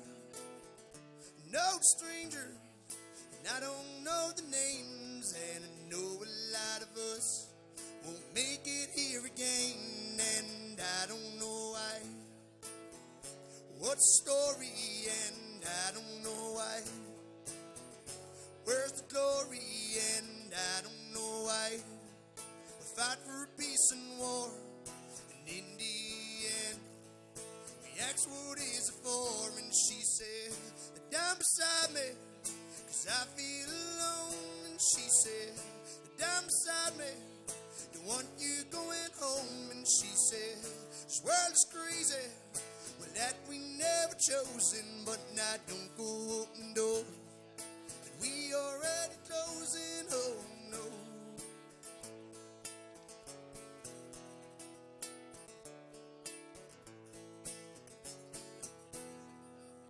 From this right to you, no.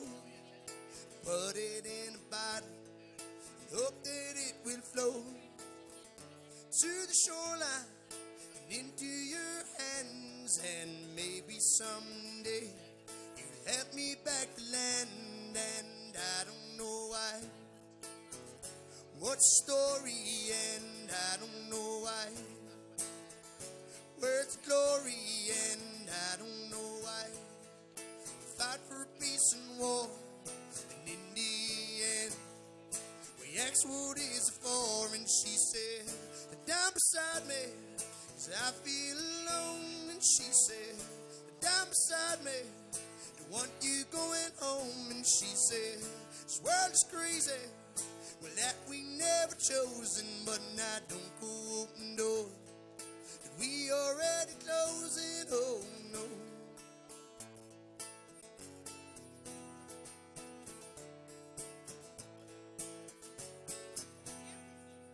And I don't know why. What's the story, and I don't know why. Where's the glory, and I don't know why.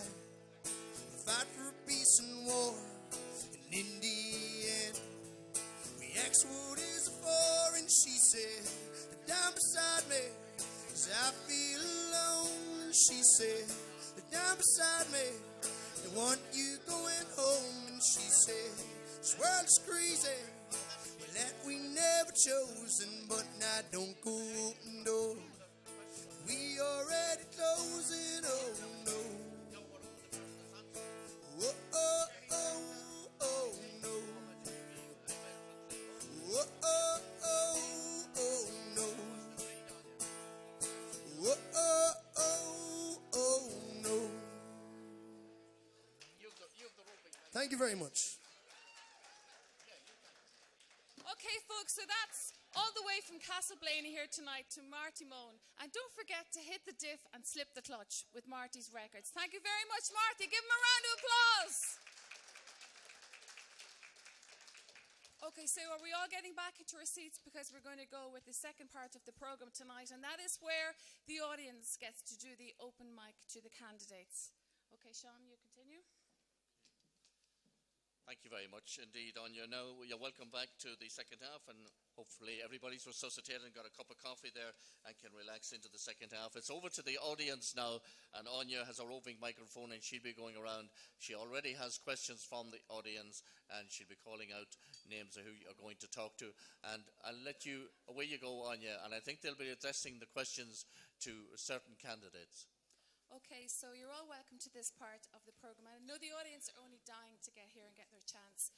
Okay, so some of the questions, to just do a brief synopsis of some of the questions. Some of the questions have run into each other, so perhaps not everybody will get a chance for their question to be asked, but I will do a good cross-section. And of course, we are short for time now, but here we go. And the first question this evening is, since we are in the fine setting of the Cavan Crystal Hotel, our first question this evening is from the manager of Cavan Crystal Hotel, and that's Martin Daly. And Martin has got a hospitality question to put to our candidates. Thank you. Hospitality and tourism accounts for 4,600 jobs in the Cavan Monaghan area, generating revenue of €90 million. To this end, the 9% VAT rate continues to be one of the main successful job creation initiatives in modern times. My question is, do you intend to retain this rate? And also, would you be prepared to restore a regional tourism fund? And I'll address Joe O'Reilly, please. Martin, thank you for the question, and indeed thank you for the beautiful cup of tea at the interval. It was hugely reinvigorating. Martin, the answer to would we retain the successful 9% VAT rate, the answer is an absolute yes, and it's happened in the last budget. It's so important, and it's been, as you graciously say, a strategy that's worked and has been a part of the creation of 135,000 new jobs. We also removed the travel tax, and we propose to keep the travel tax off as well, Martin. And then all the other stuff that I said about the self-employed and all of that applies as well. But the answer is an absolute yes. So if it's short, the fact that it's short doesn't mean it's less content. We will not be changing that. And in relation to tourism overall and tourism numbers and bringing people into the area here, a lot of people say Killarney and Donegal and Sligo and places like that, and even Dublin, get the vast majority of the tourists. If any of you are elected, or some of you, or 5 of you, at least, 4 of you at least will be re-elected. But I'll put a question now to Niamh Smith. I'll ask you, Niamh, one big idea if you were to get tourism reinvigorated here in this area. Sean, again, it's something that comes up quite often at our council meetings, and of course we could be, I suppose, identifying ourselves with something like the Lakelands district in the UK. We have a fantastic natural resource within this constituency and within this county, and it's something that we could work on to enhance, to develop further. It was something that worked very successfully in the past and provided lots of, I suppose, beds at night in terms of B&Bs and hotel space, and brought a lot of revenue to the constituency, and it would be something that I'd like to see developed. We have a heritage officer too within the local authority, and an arts officer, and a very, I suppose, indigenous creative industries with the arts and cultural community within this constituency, and I think that's something also that could be nourished to attract tourism to the constituency. Okay, Niamh, John Wilson, a quick point on that. Yeah, Cavan should be a leading international outdoor concert venue, believe it or not, due to the large number of natural amphitheatres we have in this county. We are, after all, known as a county of hills and drumlins, and just something that I'm actually doing myself, or trying to do myself at the moment. I am in the process of setting up a summer school that will commence in July 2017. This summer school will encompass contributors from politics, the arts, science and other disciplines, and hopefully will attract large numbers of people to Cavan, Monaghan and the region in general. Jimmy, quick point. My big point Western Music Festival. And I think Cavan Town needs a bit of a lift. And country and Western music is the biggest at the moment. And I think if Cavan got a bit of a lift during the summer again, like they had for the Fla, if they put it on for 4 days, country and Western music, it'll fill your B&Bs and hotels and all that. And it'll bring plenty of tradition to the Cavan Town that it deserves. Because at the moment it's a ghost town. Country and Western music during the summer, a big festival, 4 days, and you will fill your slots. This is quick fire now. Michael Callan, 30 seconds, one quick idea, but get Certainly, tourists in. well, in Cavan, Monaghan, we're within stone's throw distance of Dublin and Belfast, and we're an ideal destination for cycling and walking tourism. The Greenway, recently opened Greenway in Monaghan, has attracted 100,000 unique walkers. The Greenway in Mayo has been an international phenomenon. Cycling is becoming an increasing attraction for Irish tourists within Ireland, but also for tourists travelling to Ireland. And I think we need to be pushing that, and we need to be proud in our landscape and our culture, because I really do believe that Cavan and Monaghan has a unique... Okay, Michael, Brendan Smith, 30 seconds.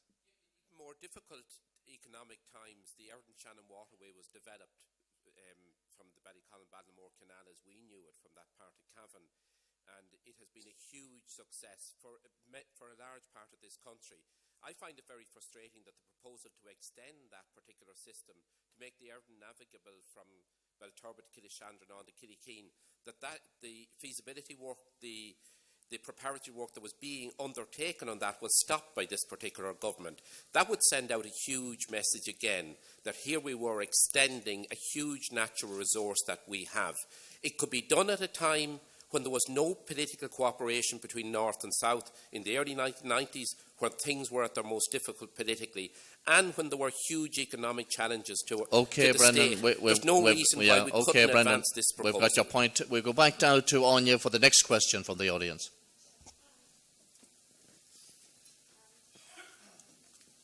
And the burning question of broadband. Andrew O'Gorman is from a company of surveyors in Cavan Town, and Andrew has a question to address to the candidates. My question is the rollout of adequate broadband to all areas a priority for you guys?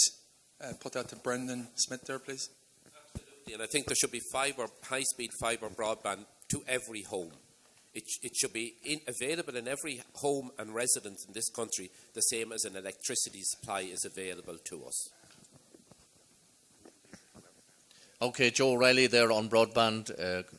15 seconds. Yes, through a combination of industry and state investment, we will ensure that 85% of premises in Ireland will have access to high-speed broadband by 2018 and 100% by 2020. I want to be back to you after this term of government, the next term, back to you for the next debate here, telling you that we have broadband into every home in Cavan. We'll hold you to that if you're re-elected. Jimmy B, quickly, 15 seconds. You ask the people out in the country, in Knockatallon, Carrickrow, ask the people out in Killinalek, it's non-existent and it's broken promises. You are not getting the service, and it's all broken promises. Anyone else want to make a quick fire point on that over there? Michael McDermott, finally, on this question. And in fairness, people, if you haven't realised you don't have it yet, there's a reason you don't have it yet, because Cavan and Monaghan is neglected by this government, the previous government. I moved down here in 2008 and I didn't have it. It took me 3 years to get it, and I'm in a very, very populated town. So the likelihood if these get elected again, if he's getting it within the next term, is very unlikely. So be wise with who you're voting for. Back to you, Anya. Okay, and the first question from the farming community this evening is from Tommy Sheridan, and Tommy has a question on bioenergy.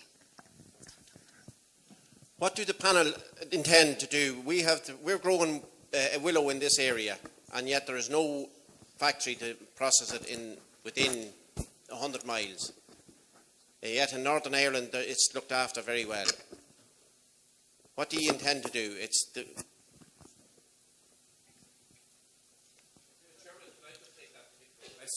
I know that when I was in the Department of Agriculture, I provided particular incentives for those crops to be grown. It was on the basis of contributing as well to the reduction in emissions and dealing with our whole climate change issues. Unfortunately, over the past 4 to 5 years, when certain responsibilities for that area, that sector, went to the Department of Communications, Energy and Natural Resources, both the former Minister Pat Rabbitte and the present Minister Alex White, I don't think they even participated in international conferences that were held in this country. That was a very bad message to send out to farmers who are growing willow, to people who wanted to enter the industry, or to people who would hope to establish a processing plant as well. Our terrain here, our soil, not free draining soil in Cavan and Monaghan, it's ideal for the growth of willow in particular. Miscanthus isn't as good here in this area. Willow is. You can't switch on and off crops.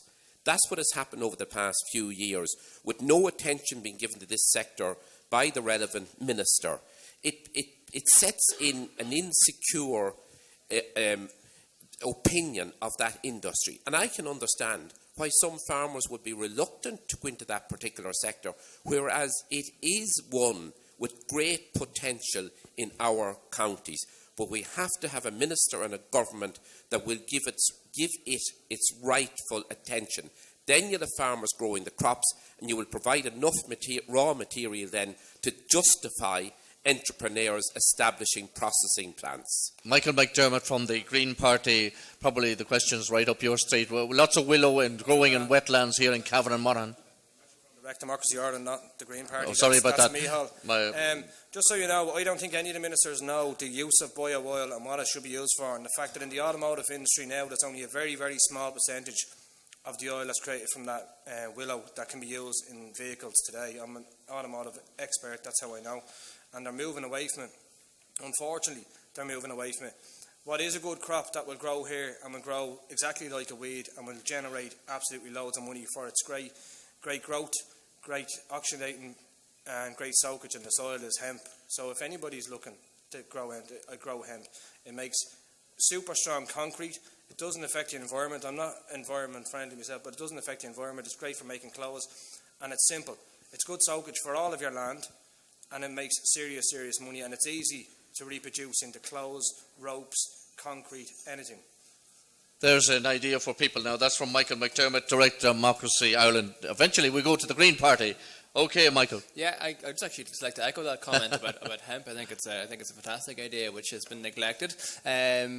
Also, I think our energy policy is a bit of a shambles really in this country. We spend €6 billion importing foreign fossil fuels from places like Saudi Arabia, where there's turmoil around the world. We should be producing our own energy and controlling our own energy supply here within our community. So that can be on-farm biodigestion, on-farm bioenergy, small-scale community-controlled energy, as exists and as is happening in Germany and Austria, whereby you have community-owned cooperatives, who are investing in maybe 1 or 2 small wind turbines per town or village, which is generating long-term clean energy for the village, and which then generates a surplus. The profits, because it's a community-controlled company, the profits and the surpluses can then be reinvested in much-needed community projects and community enterprises. And finally, I think it's an absolute scandal that the current government has taken away the feed-in tariff for micro-generation of renewable energy. We need to be making it easier for communities and for individuals and businesses to sell their energy to the grid. Back to Anya, you have another question. Okay, and with us now is Ross Meala from the Kilmore, proprietor of the Kilmore Hotel, and Ross has a question on natural gas. I suppose the question I'd like to ask, and I suppose being in the hotel business, and like a lot of people in this room in business, and there's going to be 4 people from the top table, apart from the other 3, miselected to the next doll. I would ask us all to unite in a situation where I've been talking to Board Gash, they tell me there's no funding for the infrastructure to bring natural gas to Cavan. We've got natural gas in Good Hill, you have it in Virginia, but a county town like Cavan should have natural gas. I think it's important to the business sector, I think it's important to the households, it's important to our county hospital, it's important to all the business within the town that natural gas is taken in from Good Hill are taken in from Virginia. And there is some funding directed from government to ensure that Cavan County Council Ross, can bring we're natural gas to getting it. stuck for time if you get to the question. Thank you. Okay, we'll put that to Sean Conlon because you haven't spoken for a while, Sean. There's 3 or 4 people haven't spoken for the last while. Just we want to keep endeavour to keep a balance. Sean. Sure, Ross. I mean, it makes total sense to bring the natural gas into Cavan and into Monaghan as well, and bring it. I mean, across the whole country. I mean, it makes perfect sense. And if funding has to be made available to make it happen. Obviously, it hasn't happened, and I mean that's clearly down to central government to make sure it does happen. And, there's absolutely no reason whatsoever why it shouldn't happen. I feel, as you said, the county town in Cavan, and it doesn't have it. Till has it. Virginia has it. Of course, you should have it. And Niamh Smith, you haven't spoken in a while. We'll go to you on that quickly, 15 seconds. I mean, anything that encourages business and makes business more viable, and we did talk earlier on about the high energy rates that businesses are facing, so absolutely I would give a commitment here tonight that I would obviously work very hard to see that would happen. And just behind you there, Mary Smith, your view? I'm shocked actually by that. I can't understand why it's in Coothill and Ballybor and it's not in the main town of Cavan. It just doesn't make sense, so I'd absolutely support it coming into Cavan. And back along the line here to Aoife O'Connell.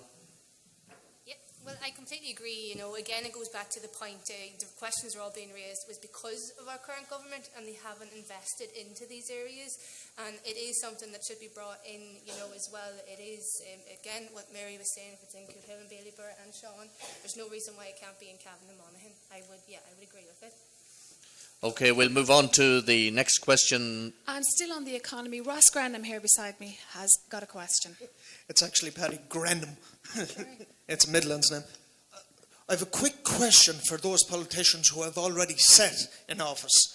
I don't want to ask you what you're going to do tomorrow. I want to ask you what you have already done. There are businesses up and down the country, and I have seen it personally in Monaghan, where they are locked in to contracts they signed during the Celtic Tiger economy, and their business rate drops, their income drops, and they cannot renegotiate their overhead, i.e. their rent, and they end up going out of business. How many politicians have sat by and done nothing, sat on local councils and twiddled their thumbs while these businesses Paddy, locked into contracts? The question, Paddy.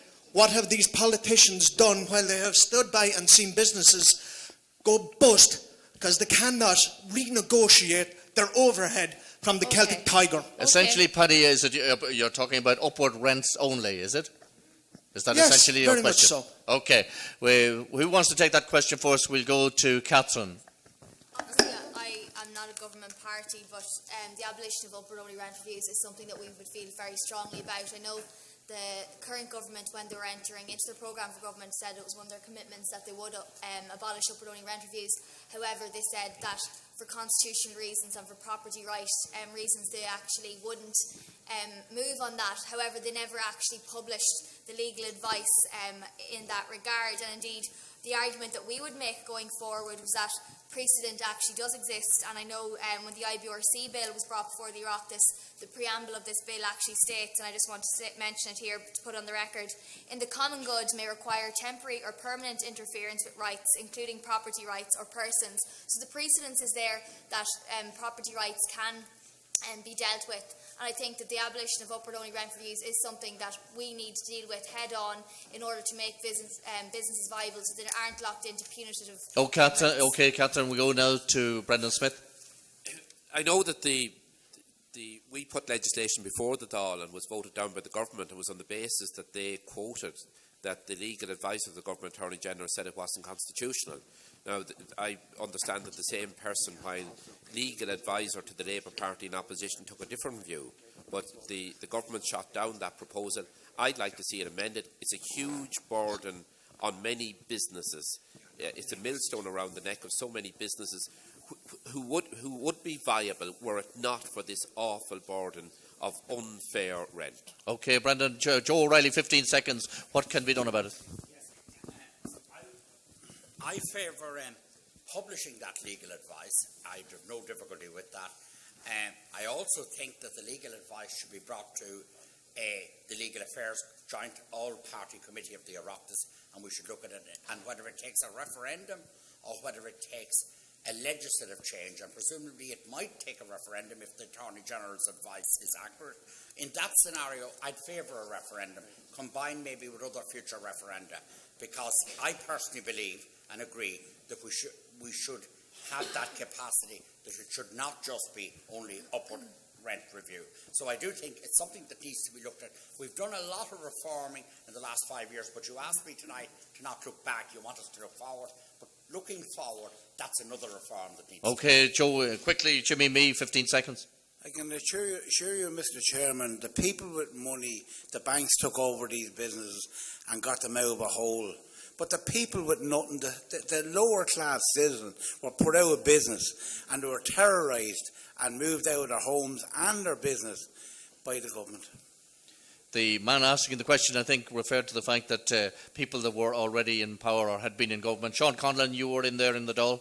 Yeah, I mean, I'm going to answer this question. We are a Chamber of Commerce event, and most people in business are hard-headed. And when they enter contracts, they expect people to fulfil them. If you supply a product to somebody, you expect to get paid for the product you supply. If you get involved in a contract freely and you involve your lawyers before you sign that contract, under Irish constitutional law, you'd have a hard time for any politician to turn around and usurp the Constitution by telling people that you're not entitled to your contract to be fulfilled. So it would need to take a constitutional referendum to change Irish property law. But I'm sure the vast majority of business people in this room would be hard-headed enough to think that they wouldn't like to see the state interfere in their own private contracts. And finally, in this round, we go to Michael McDermott, Direct Democracy. Sorry. I know the chap's point was about upward-only rents in shops, but how many people that were facing upward-only rents couldn't afford to pay their mortgage at the fact that their business, trying to keep their business afloat, was so bad? Like, housing crisis in this country is worse than upward-only rents. 82 people 3 weeks ago faced eviction in Cavan courts, and I was up there trying to convince families to go before the courts.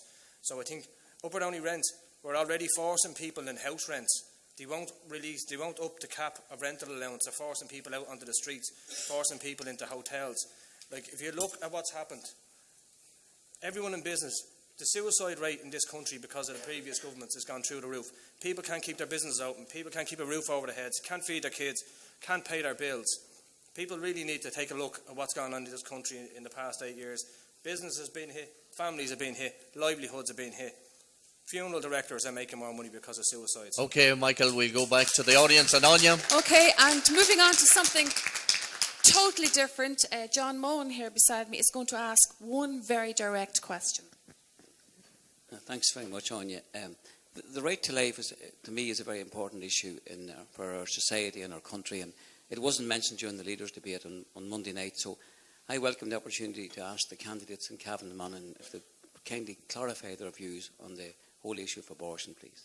Well, would you like every candidate 10 seconds to just say whether they're in favour or not? Yes, well, I only know the views of a few of them. But we'll start off with Mary Smith, because Mary's campaigning on this issue, particularly, Mary.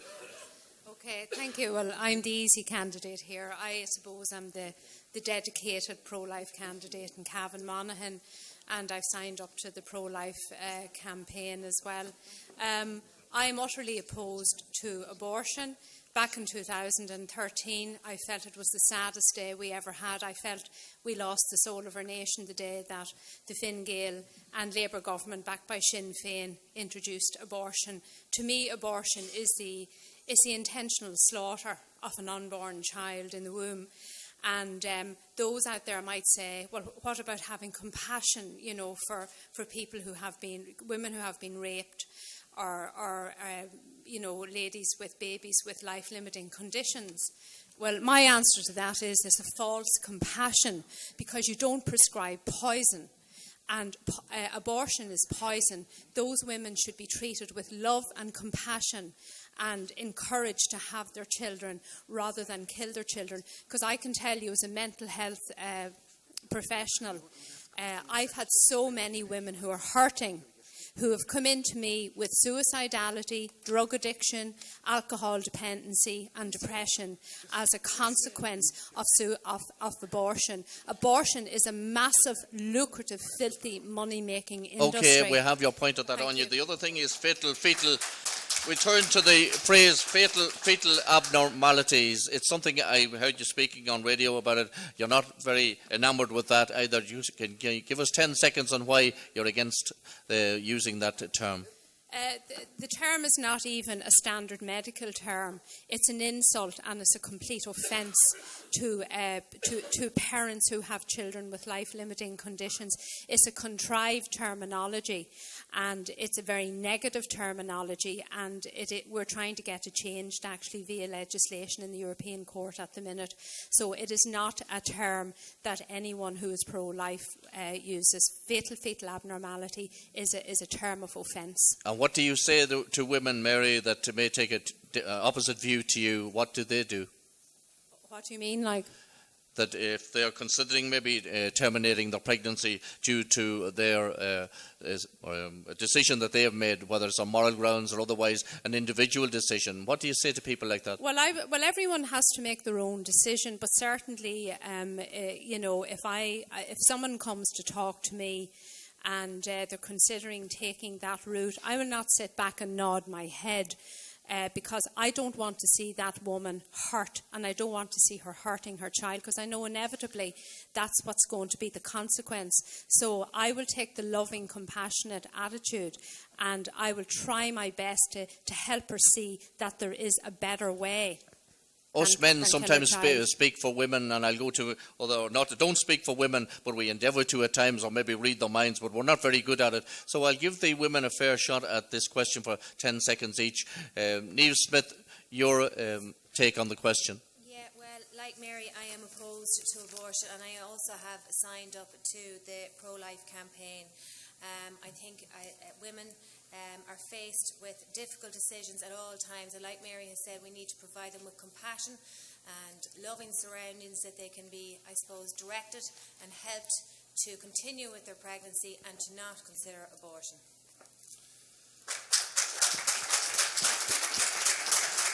And we'll go across now to Aoife O'Connell. Thanks, Chairman. Well, it's quite a touchy subject with a lot of people. You know, you're either pro-life or pro-choice. But I think, you know, with ourselves, with direct democracy, it's trying not to get too personal with it. And that's why, you know, we do support it, you know, coming back to a referendum and putting it to the people to decide what's the right thing to do. It's not for any one person to decide. And yes, you know, life is sacred and should be protected as well, you know, and that's why, you know, I would always, you know, want to put it to the people and to a referendum. And Captain Riley? Can't wait to get the men's opinion on this. It's not just a women's issue, this, so I would appreciate for all the candidates to be given a time to speak on this. Sometimes I think the loving, compassionate route is also reflective of, has to reflect the women's circumstances and what they may find themselves in. So I'm going to be very honest with the crowd here this evening. I'm not going to lie or beat around the bush. I'm very supportive of my own party's position that we took at recent Ardeshna, that where the mother's life is at risk in case of rape, incest or fetal abnormality, should a woman decide to pursue an abortion, she should be provided with that.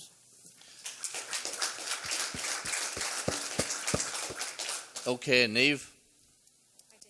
Sorry, I already went there, but John Wilson.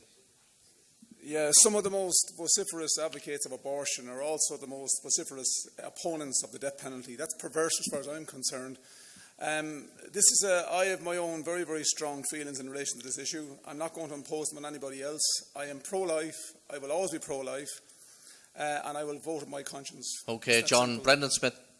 Yeah, well, I voted against this government's legislation that they introduced in July 2013, as did my constituency and party colleague Senator Dermot Wilson. If there is a proposal to repeal the 8th Amendment, I will be opposing it. Joe O'Reilly. I come to this question as the very proud father of 3 beautiful young boys, and whom I'm very proud of. I come to it as a very committed Christian, and I come to it as somebody who doesn't approve of abortion on demand. I do approve of the decision of our government to establish a citizens' assembly to examine the 8th Amendment, which is the equivalent to what Fianna Fáil are proposing, a legal assembly. We're proposing a citizens' assembly to look at the question. That assembly will make decisions, will make recommendations. We have matured and we have learned from the past, and it's good to learn. As a party, we have now made a decision, and it is a learning decision, it's an evolution of our position, that we will have a free vote on those proposals in the Dáil. Okay, would we have a referendum arising out of that? If there's a recommendation for a referendum, it will come to the Dáil in a free vote, and the referendum will follow. And we'll vote. And I will look at the specific proposals coming from the Citizens' Assembly, and I will look at them from the perspective that I cited earlier. Okay, Joe, we go to Michael McDermott.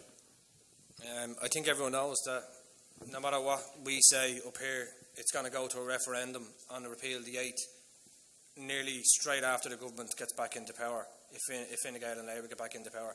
I'm a direct democracy advocate, so no matter what I say here will only be a personal view. No matter what happens, myself and Aoife will have to go back to our constituency and hold meetings around our constituency, and it'll be the people from the constituency that will tell us which way to vote, yea or nay, on repealing the James Mee.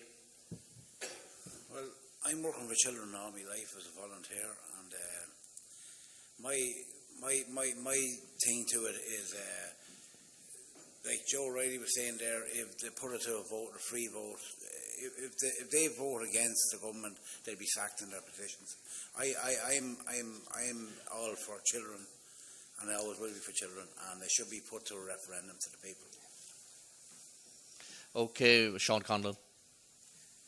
Yeah, 15 seconds. Yeah, my position on pro-life, I mean, if it comes to a referendum, it's up to every individual to decide what they want to do.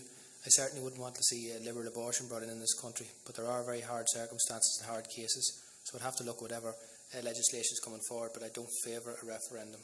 And finally, Michael Callaghan. Yeah, well, I think in any discussion or any debate on this, we have to be very careful and very level-headed. The fact is that thousands of Irish women travel to England and other countries every year for terminations in what are often very difficult circumstances. So my position is that I favour a referendum on the topic, and I favour putting it to the people. Okay, we'll go back to Anya in the audience, and then we'll be changing tack and say now a different question. Okay, yes. And Hugh Farrell of the Irish Cattle and Sheep Farmers Association, who's from Ballyconnell, has a question. Thank you for giving me the opportunity. Just as we all know, farming's in crisis in every way in all sectors. But as an article in yesterday's Independent there, we're talking about the minimum wage here earlier on. It's stating that farmers are earning €2 an hour. So I don't think anyone else will put in the hours to do that. So what are we going to do to bring up that income? Are we going to get subsidised? And that's not what we want. What we want is fair price for our product, for our beef and our lamb or whatever else. And also to get competition into the market. What can be done, or who's prepared to do something on it? And get live shipping back into UK and Northern Ireland, this thing in nomad cattle, and into other countries. We need competition to give everyone a fair living, that we're not depending on an envelope that isn't able to come on time and keep us going. We want to keep rural Ireland and small farmers in viability. Who are you directing the question to? I'd like to Aoife, Joe Riley and Joe Riley and Brendan Smith. Maybe dance there, please. Yeah, Joe Riley and Brendan Smith, that's you're directing the question to them. Okay, go with you, Joe, first. Okay, Sean and Hugh, thank you very much for the question, and I'm well aware, Hugh, of your leading role in advocacy for small farmers. Hugh, one of the first reforms, I believe, that would affect farm income that's needed is I think we have to increase the suckler cow premium to €200, and particularly, and that should be done incrementally, initially on the first 30 cows. In relation to the question of the beef factory prices, I think we have to refer to the Competition Authority and look at the present coming together of the beef manufacturers and the present acquisitions in the beef sector, and I think they'll have to go to the Competition Authority and be looked at. I think that has to happen. We have to look at pricing on a number of levels. You have to balance marketability. You have the problem, Hugh, that the modern consumer wants the small cuts of beef. They want the small packaged little cuts of beef, which tends to make heavy cattle disproportionately badly priced, but that's also exploited by the factories. So, Hugh, I think we have to put the current mergers before the the Competition Authority and stress test them there. I think we have to increase the suckler cow premium for the first 30 cows and on gradually after as resources allow. And I think we have to be vigilant in the meat factories while understanding that you must make meat attractive to the consumer. Okay, Joe, Brendan Smith. Yeah, well, the cheque that, or the envelope that Hugh referred to, unfortunately, has got lighter in the last few years, and that the cheque payments have gone down with reduced payments. But I think you have to have competition. We need more live exports so that the factories don't have the ball at their own foot all the time. We haven't near enough cattle going out live. That's one of our big problems. One of the other problems is the ludicrous situation in regard to an animal that's born here, reared here, but finished or slaughtered in Northern Ireland. That they don't have the same designation, particularly for the British market. There's a huge differential between the price the British farmer is getting and the Irish farmer. It's not tenable. And we have seen far too often in the last few years hyping up of markets when they're open. We're told that the opening up of beef in the US would amount to hundreds of millions of euros immediately. It amounted to 10 or 12 million or something like that in exports, and we welcome it. But when markets are open, they shouldn't be hyped up.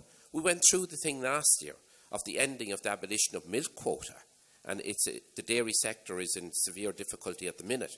We had people like George Lee, who was a spokesman for the government on many the occasion. He's supposed to be the agriculture correspondent for RTE. You heard him talk about liquid gold. Well, talk to any dairy farmer. There's not much liquid gold on any dairy farm today, unfortunately. But the abolition of milk quota was hyped up. I negotiated the abolition of milk quota in the review of the Common Agriculture Policy in November 2008. At that time, I secured a 15% increase in milk quota over 3 years for our country. But at that time, I warned that before April 2015, there would have to be adequate market support measures put in place to ensure that you had an adequate floor price under milk should the world market decline, or should Brendan. commodity prices go down. Unfortunately, that hasn't happened. We need the same supports in the beef sector. No farmer can plan their business by having one good season and 3 bad ones. Right, Brendan, thank you. And Michael McDermott, 15 seconds. You want to make a quick point, and we'll go back to Anya. I'm not going to lie to try to get a farmer's vote to say that I know the first thing about beef or lamb prices. But what I do know is that this government are trying to force through the Transatlantic Investment Partnership. And if they do get it through, like Enda Kenny wanted it through at Christmas, your beef prices and your lamb prices will be the worst of your worries, because we're going to be competing with markets 10 times the size of ours with beef that isn't worth dog food in America. They don't ban pesticides. They inject their beef with anything. They feed them in squash rooms. So if we have to compete with the likes of them, we will be absolutely destroyed. Rural Ireland will be destroyed. So I think if you haven't heard of Transatlantic Investment Partnership, you should read about it. And I will be at the IFA on Friday, and that's the only thing I'll be informing farmers of on Friday, is Fine Gael want to push through. All of us need to stop it. Okay, Michael. Jimmy, quickly. I say to you now, farmers, IFA, wake up and smell the roses and get there before you're destroyed with these imports coming in. Maybe we should start growing prices. Your prices are going down to the roof at the minute. You're being mistreated with the milk. Yeah. Wake up now, lads, and let's go to work on it. And act now. Don't wait till they do it. Act now and block these imports coming in. Jimmy, maybe we should start growing roses. Smell the roses, right, Jimmy? Michael, you want to say? Yeah, we need to differentiate between the interests of the large agri-food business, the large agri-food sector, and the actual people who produce our food, the small and medium farmers who are getting a raw deal at supermarkets, getting a raw deal under the Common Agricultural Policy, which favours the interests of the largest food processing industry. And we need to revitalise the spirit of the Irish cooperative movement, which was started in this country by Sir Horace Plunkett, which actually put farmers' interests at the core of pricing. We need to revitalise that, and the examples of the of the value-added food hubs in Drumshanbo and County Leitrim need to be supported, need to be replicated to give our artisan and our small and medium farmers who are going out of business and suffering, they need to be supported more rather than the TTIP or the interest of the large agri-food business. Getting back to the cooperative idea once again, two final questions from the audience, and if you can direct your questions to whoever you want to answer them, because we'll be giving each candidate 45 seconds or 30 seconds to sum up at the end why people should vote for them. So everybody will have a shot at that towards the end. But there's two questions now, and over to you, Anya. Okay, so the second last question of the evening is from Chris Kirk, and Chris is a community activist from Killishandra. It's nice to be able to talk to you. I'm in West Cavan, so I'm sorry, folks, I won't be voting for any of you. But anyway, my point really is, this time, in fortnight anyway, we'll be back together as one county again, and that's what we hope, because you'll need all our footballers as well in one county team. But my main point really is about the N3. The N3 is the main artery that runs from east to west.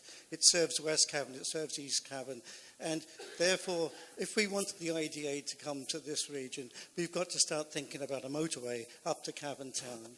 We've been talking in the past about bypasses around Virginia, and there are plenty of industrial sites. There's 64 acres around Virginia, which could easily be developed, greenfield site, but we do need the motorway. And until then, I don't honestly believe that you'll have the IDA come in. Okay, Chris, you want a motorway to Cavan town. I put my question, to whoever does arrive into the government, and I hope they all look to work towards. We want an N3 motorway, that's the point. Who are you directing the question to, Chris? Whoever's in power. Whoever comes back into government, all parties will work together to make this happen. We need the M3 motorway into Cavan town. Thank you.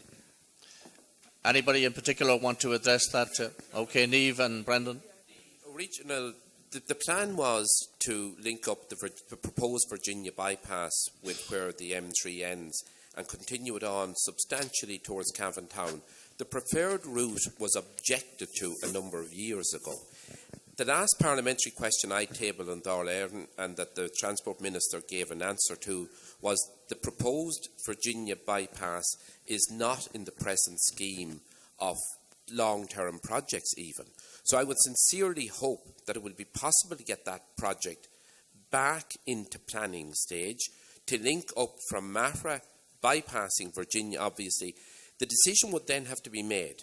Would you upgrade the existing Cavan-Virginia road or would you go for a new route? I believe the potential is there to upgrade the road leading on from this side of Virginia onto the roundabout here at Tullamore.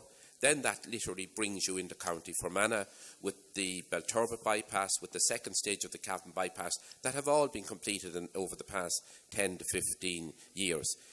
Good infrastructure is essential. I remember quite well the IDA used to tell us years ago you couldn't get inward investment to towns and counties like Cavan because you hadn't the road infrastructure. That, by and large, that was removed when we got major good infrastructure from Dublin, a good main artery from Dublin to our county boundary. But we need to have that extended because then you could have good networks, good road linkages to other towns like Ballygymstuff, Ballyburra as well. We go on to Niamh. Chris, thank you very much for the question. It is something that's coming up quite a lot on the canvas trails. I'm sure it has for all the candidates. That motorway is vital. It's like the East-West link. That has been one of the deficiencies of the county in terms of IDA funding coming to these parts. And I think I would certainly give a huge commitment here today that I would like to see that absolutely happen within the next Dáil term. I think it is crucial for this county that motorway doesn't finish at Whitegate. It must come all the way down to Cavan town to encourage investment in this county. Joe, quickly, 15 seconds. Yes. Why should it be done? Yeah, it was a missed opportunity by the then Fianna Fáil government not to extend the motorway to Cavan town. I believe it should be done. I believe it should be done, and it will be done. But the way you do it is you create the wealth in the country. What we want to do is lower taxes, put people back to work, generate money from that will allow us to create the infrastructure. And we get that. We know that, Joe. On to Jimmy Mee, quickly. The reason why people were objecting to it is the likes of Virginia people in business That's right. The smaller business people will be put out of place. They'll be completely wiped out. Bigger chains will come in, bigger supermarkets will come in, and then you have the local business people again put out of business. What do you want to do? Empty Virginia, empty Lara, empty all the smaller towns, and let the bigger chains in again?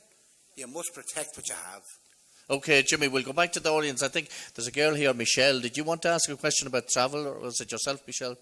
Yeah, Anya, I'll go to you there just quickly. I think it was a very pertinent question about travel. Yes, it was. There was a question there put to you earlier about how you're going to bring employment back to Cavan and Monaghan. It was yourself, Brendan, and Joe O'Reilly who said that, there is opportunities there and whatever. For us young people, it's not. We are travelling to Dublin every single day. Now, you're saying, Joe, that there's 200,000 jobs that you want to create. Where is it going to be? In Dublin? Quickly, Joe, 15 seconds now. Can I say to you, fair point, but 60%, 60 out of every 100 of the jobs created to date are outside Dublin. Can I say to you, I'm very happy. I would want more jobs into Cavan. We're going to work to do that. But what are you going to do? A whole range of things that we said before. The first big thing we're doing is lowering taxes to make work attractive. We're going to make work pay. And the professional jobs, are they going to come to Cavan and Monaghan? Actually, 75% of the new jobs are very high-tech, high-salary jobs, despite propaganda to the contrary. But we want to bring you're long enough in term now to make sure that we've got it. May I tell you, as an example of what's happening, at the moment, I'm in negotiations with the Enterprise Board here in Cavan with a firm, of a high-tech firm, proposing to create 80 jobs in the financial services sector in this county. There's another firm negotiating with the Cavan Enterprise Board who are in America at the moment looking at coming over. So it's a gradual, incremental thing. And you're absolutely right. I'm as frustrated as you are to see our wonderful young people going to Dublin. And we need to bring back, and we want to bring back 70,000 emigrants in the next term. Yeah, well, that's another point I was going to talk about. We'll get them back if we lower tax. Well, it's 5 years in the making and you haven't got them back yet. So I'm just wondering, when are you going to bring us back? They're coming back, and the rate of migration... They're coming back to Dublin, let me tell you. And we'll bring them down the country. No, they're not because coming their visas have expired. That's where they're coming back, not because of you. And I just like to, just when I do have... Sorry. Just for young people, I seem to be the one that is here to represent young people. I'm going to ask you, Brendan Smith. You said that the talent for Cavan and Monaghan just don't seem to be there. Yes, sorry, you did. Maybe it was... No, sorry. I said that we have the talented, very skilled people in these... No, sorry, that's what... Don't try to misrepresent me. No, I'm not trying to misrepresent I know where you're coming from now. No, don't try to misrepresent me. Sorry, I don't have an allegiance to anyone here. I'm asking you a question based on my own experience at 27 years of age, that I have to drive to Dublin every single day. 4 hours of my life is taken out of 5 days of the week, and it's costing me a fortune. And I want to know what you and any other representative in the Cavan constituency is going to do for me, a young vote. Yeah, there's an absolute need. Okay. I started off my introductory remarks by talking about the need for job creation in our county. You didn't answer the question, Brendan. Just 1 second now. Could I speak? I'll not be interrupted now. Chairman, in my introductory remarks, I spoke about the need for job creation in all regions of the country, including Cavan and Monaghan. We desperately need jobs. I was involved with bringing public service jobs to Cavan, so I was. I was involved with working with companies that created jobs in this county. I opposed the abolition of the county enterprise boards when they were merged into the local authorities, which was a wrong decision. Cavan County Enterprise Board, for example, and Monaghan Enterprise Board, had a very proud record in assisting different enterprises grow and create jobs. We need more jobs in this county. I know any amount of people who are absolutely frustrated with the additional cost, the time, etc., in travelling to Dublin or North Kildare or elsewhere. I outlined before that we need to have specific incentives to generate employment. Just tell me what you're going to do. Yeah, I think we've spent enough time on that question. We have to move on. We have to move on. Proposed, and what I did, the research. We have to move on. Michael McDermott. Yeah. Can I just say the reason I was forced to emigrate was because I have to do your travel. It cost me €500 a week out of my wages that was already cut twice. That's why I had to emigrate. And when I came back, here I am now, still travelling to Dublin, because 2 consecutive governments got no jobs in Cavan. I would love to have 4 hours a day extra to spend with my children. I'd love to be able to bring my children to school, see them at lunchtime, and come home before they go to bed. But I can't because we don't have the infrastructure to have jobs in Cavan. Okay, That's Michael, why we're in the situation we are. Callan, quickly. As part of your own generation, I would like to share your frustration. I'm one of 4 Green Party candidates around the country under 25, and we're also part of a generation that's probably going to be worse off materially than our parents. We're the first generation. That's the reality of our generation. I don't have all the answers, but what we need to do, we do need to transition to a low carbon, fossil fuel free society by 2050, and we have a plan to do that. I would ask you please to read our manifesto. Yeah, that's okay, Micheál. We'll be getting your 30 seconds to sum up now in a minute. We go for the last question of the night. We go to Brian Daly, the man behind the cameras all night, but now he's coming out into the limelight. Well, good evening and welcome to the Cavan Crystal here. And my question is directed primarily to the serving TDs in the previous stall.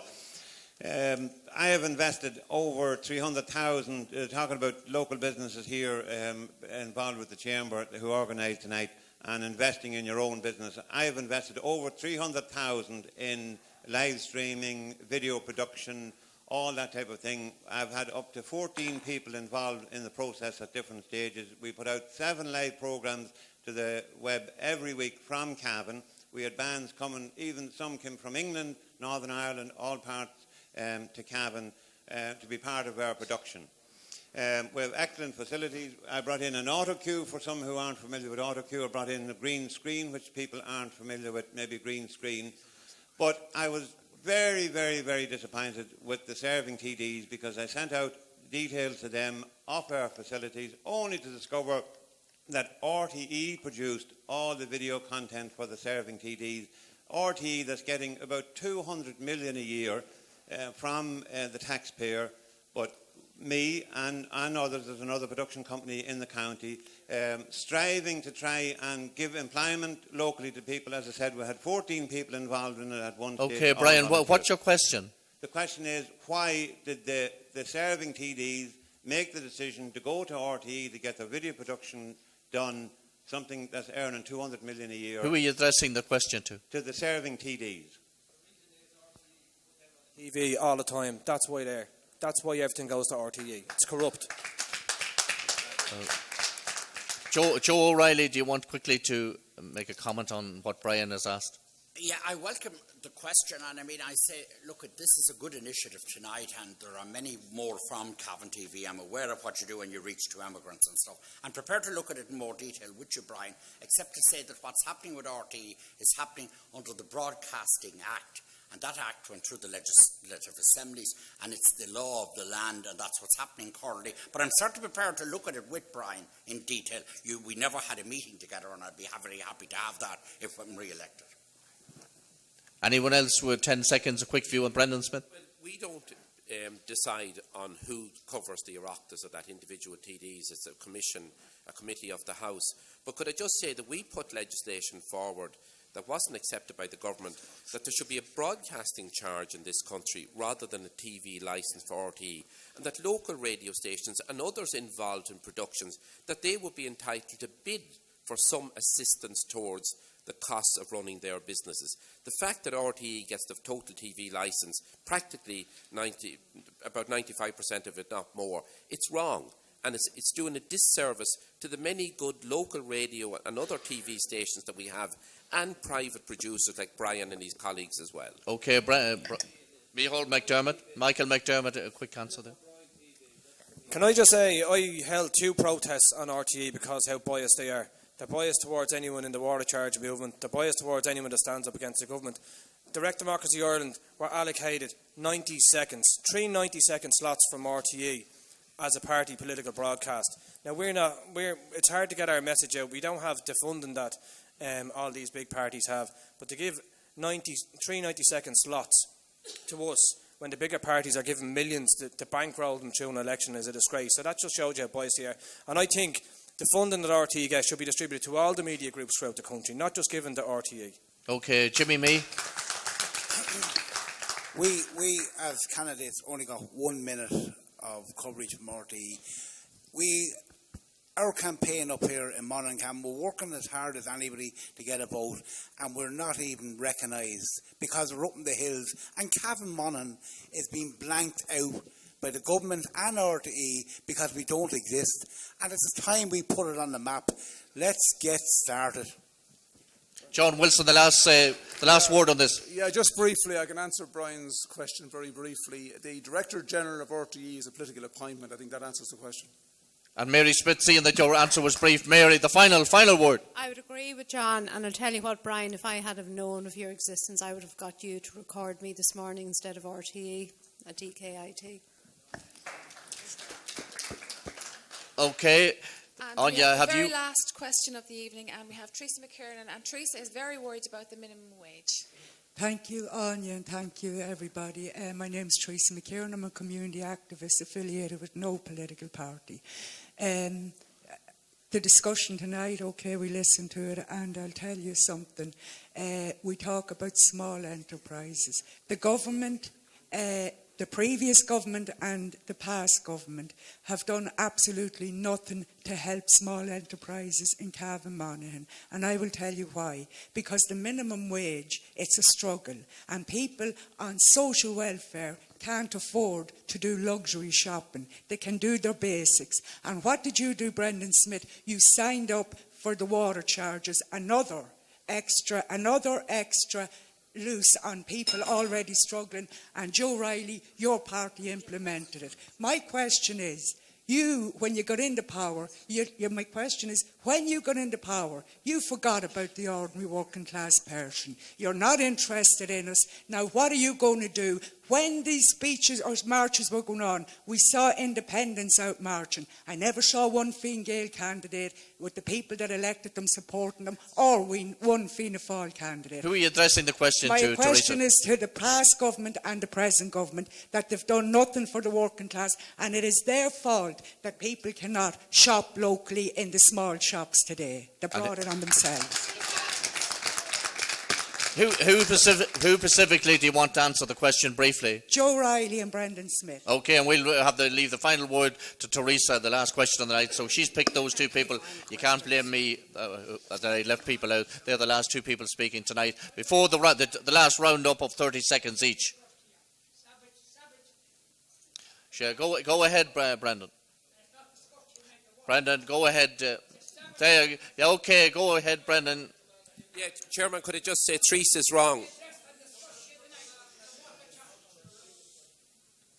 Fianna Fáil did not sign up for water charges. I want to make that clear.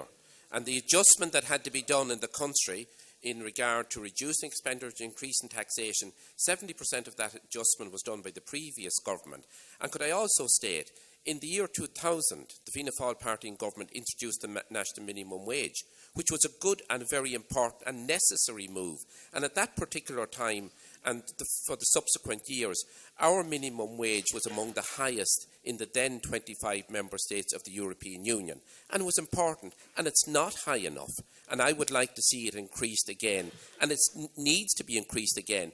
And another issue that should be of concern to us as a society is the whole zero-hour contracts. It's abuse of labour and it's abuse of people, and it's one thing that I would hope to see ended. The conditions of employment, and we may hear about jobs being created, and all of us welcome job creation, but there are many jobs being created that there are not proper conditions for those employees. Okay, Brendan, over the last word of the night to the question from Joe O'Reilly, and just if you can tie into that, there's a man down there spoke about the water charges and that, and water, if you can. Yeah, he's very annoyed about the.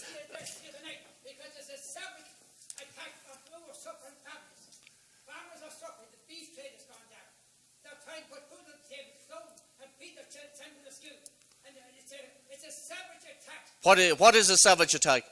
Taxation on the water charge. The water charges. We have billions of barrels of water falling from the sky every day. I'm swimming in water. There should be no water charge in this country. We know.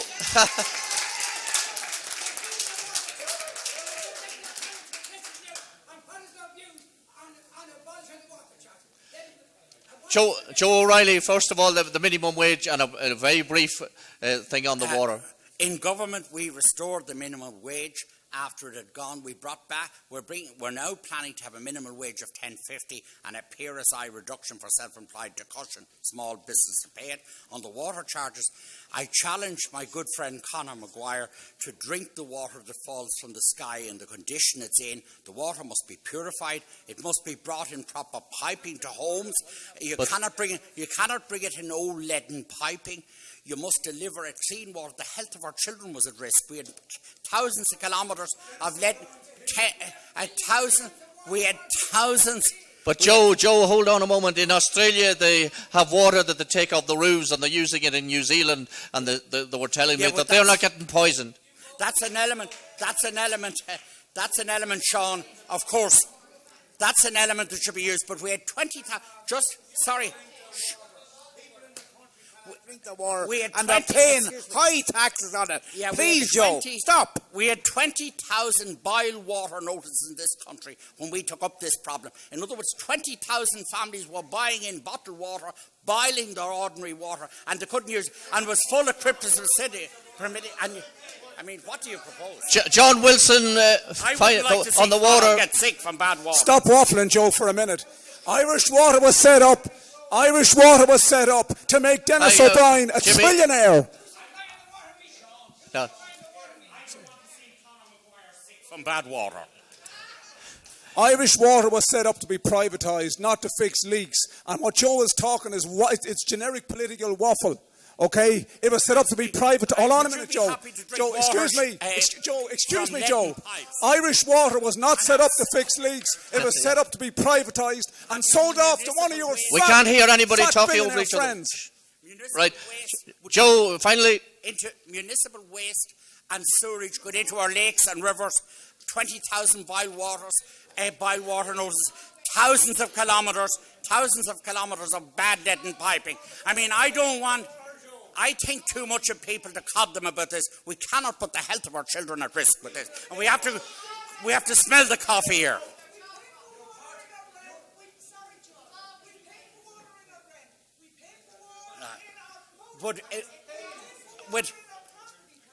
And now you pay $160 a week. Now you pay an extra $160.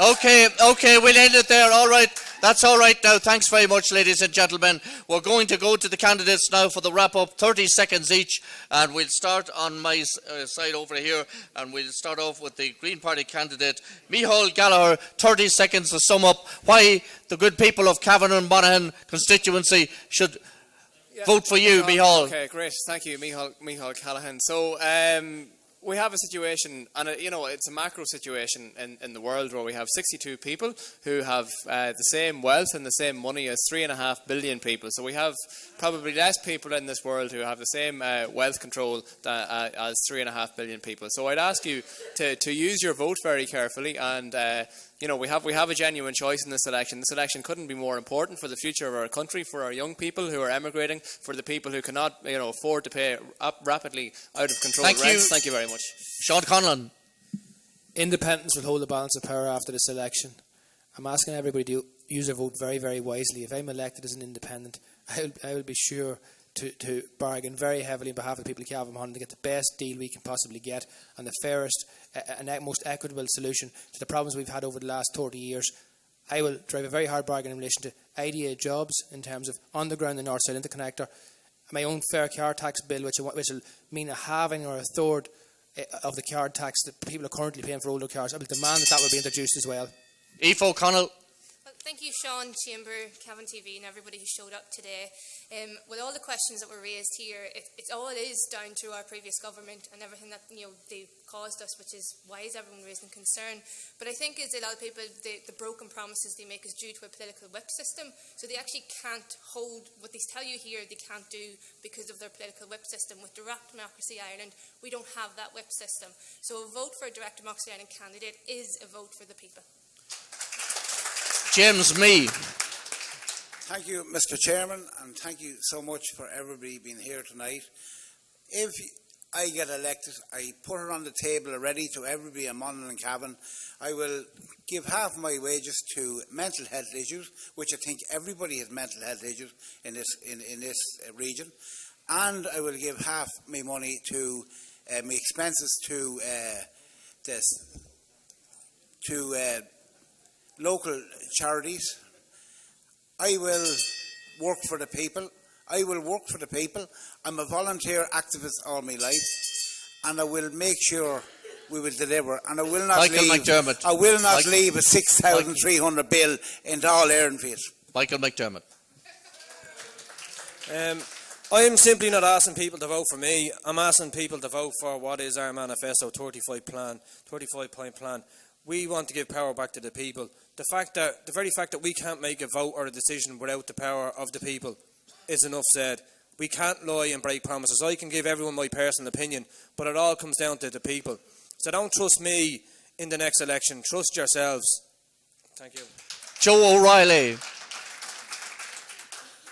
Tonight was an important collaboration. It must be the beginning of a process. I want to work with Cavan Chamber to bring the recovery into every small business in Cavan. Please give me your number one vote to let me do just that. Catherine Riley. Thank you all for this evening. Despite all the calls that there is a recovery in process, a lot of that recovery isn't being felt by workers, families, young people. We still have very high numbers of immigration. We see a lot of young people out on foreign shores looking for employment. What we need to see is a fair recovery. If stability that the government have talked about is homelessness, trolley crisis, I don't want that stability. I want a change, and a change will be voting Sinn Féin and voting me, Catherine Riley, number one. Niamh Smith.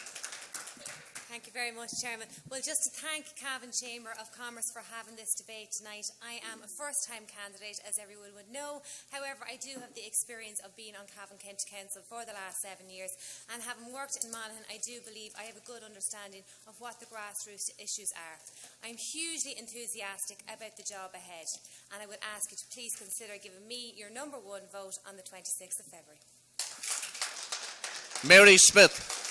Okay, thank you very much, everyone. I'm a trench worker, and I want to be your voice for truth, common sense, and protection of life at all stages. The Russians have a saying, the fish rots from the head down. This government is rotten. Their ethics and their morality is rotten. And that situation worsened, in my opinion, when abortion was introduced. Because in any country where abortion is introduced, you will see a rise in social chaos and crime. So please let me be your voice for truth, common sense, and protection of life across all stages. Thank you. Brendan Smith. Shh. Brendan Smith. Shh.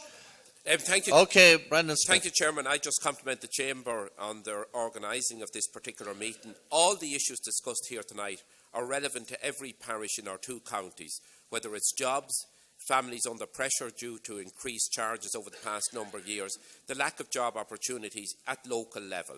That is a huge issue, and it's one that needs to be addressed in a meaningful way. The other thing is the pressures on self-employed, the extra costs that there are on small business as well. It's essential that those additional costs are removed so that those people can not just alone maintain employment, but they can create employment.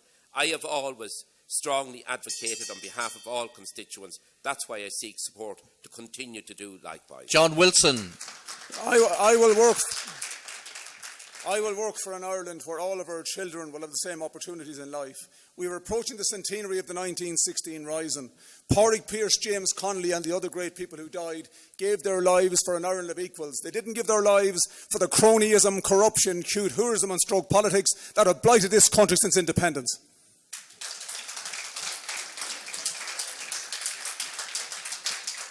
And there you have it from all our 11 candidates on the stage tonight. Thank you all for coming along and participating in what was a very stimulating debate. And I also want to mention Minister Heather Humphreys, who couldn't make it here tonight, Deputy Cavan O'Callaghan, Emmett Smith as well, and Mike Durkin, the Fianna Fáil candidate from County Monaghan. We're going to go now to the chairman or the president of Cavan Chamber of Commerce for a brief thank you to everybody for coming along tonight, and then we'll wrap up. On behalf of Cavan Chamber of Commerce, I'd like to thank all the candidates for making the time to come here tonight. I hope it's there's a vote or two in it for you, maybe. I don't know. But look, thank you very much. Thank you, everybody that made the effort to come, and best of luck to everybody in the election. So we bring the curtain down on this historic broadcast, and I think it's something for the future. It's an indication of our vision and our innovativeness in Cavan, because we can bring you live TV, and it's been streamed not alone in Cavan, Monaghan, courtesy of CavanTV.com or MonaghanTV.com, but it's also going around the world. And if you're asleep or gone to bed and you have left us, you can still view it tomorrow or the next day and ponder on what was said here tonight. And finally, make your mind up. Whatever way you're going to vote, please go out and vote.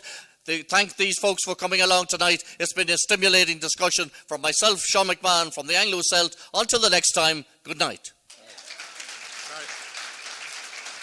Sorry, the one thing that I did forget to say was to thank Sean McMahon. I think he's done a terrific job.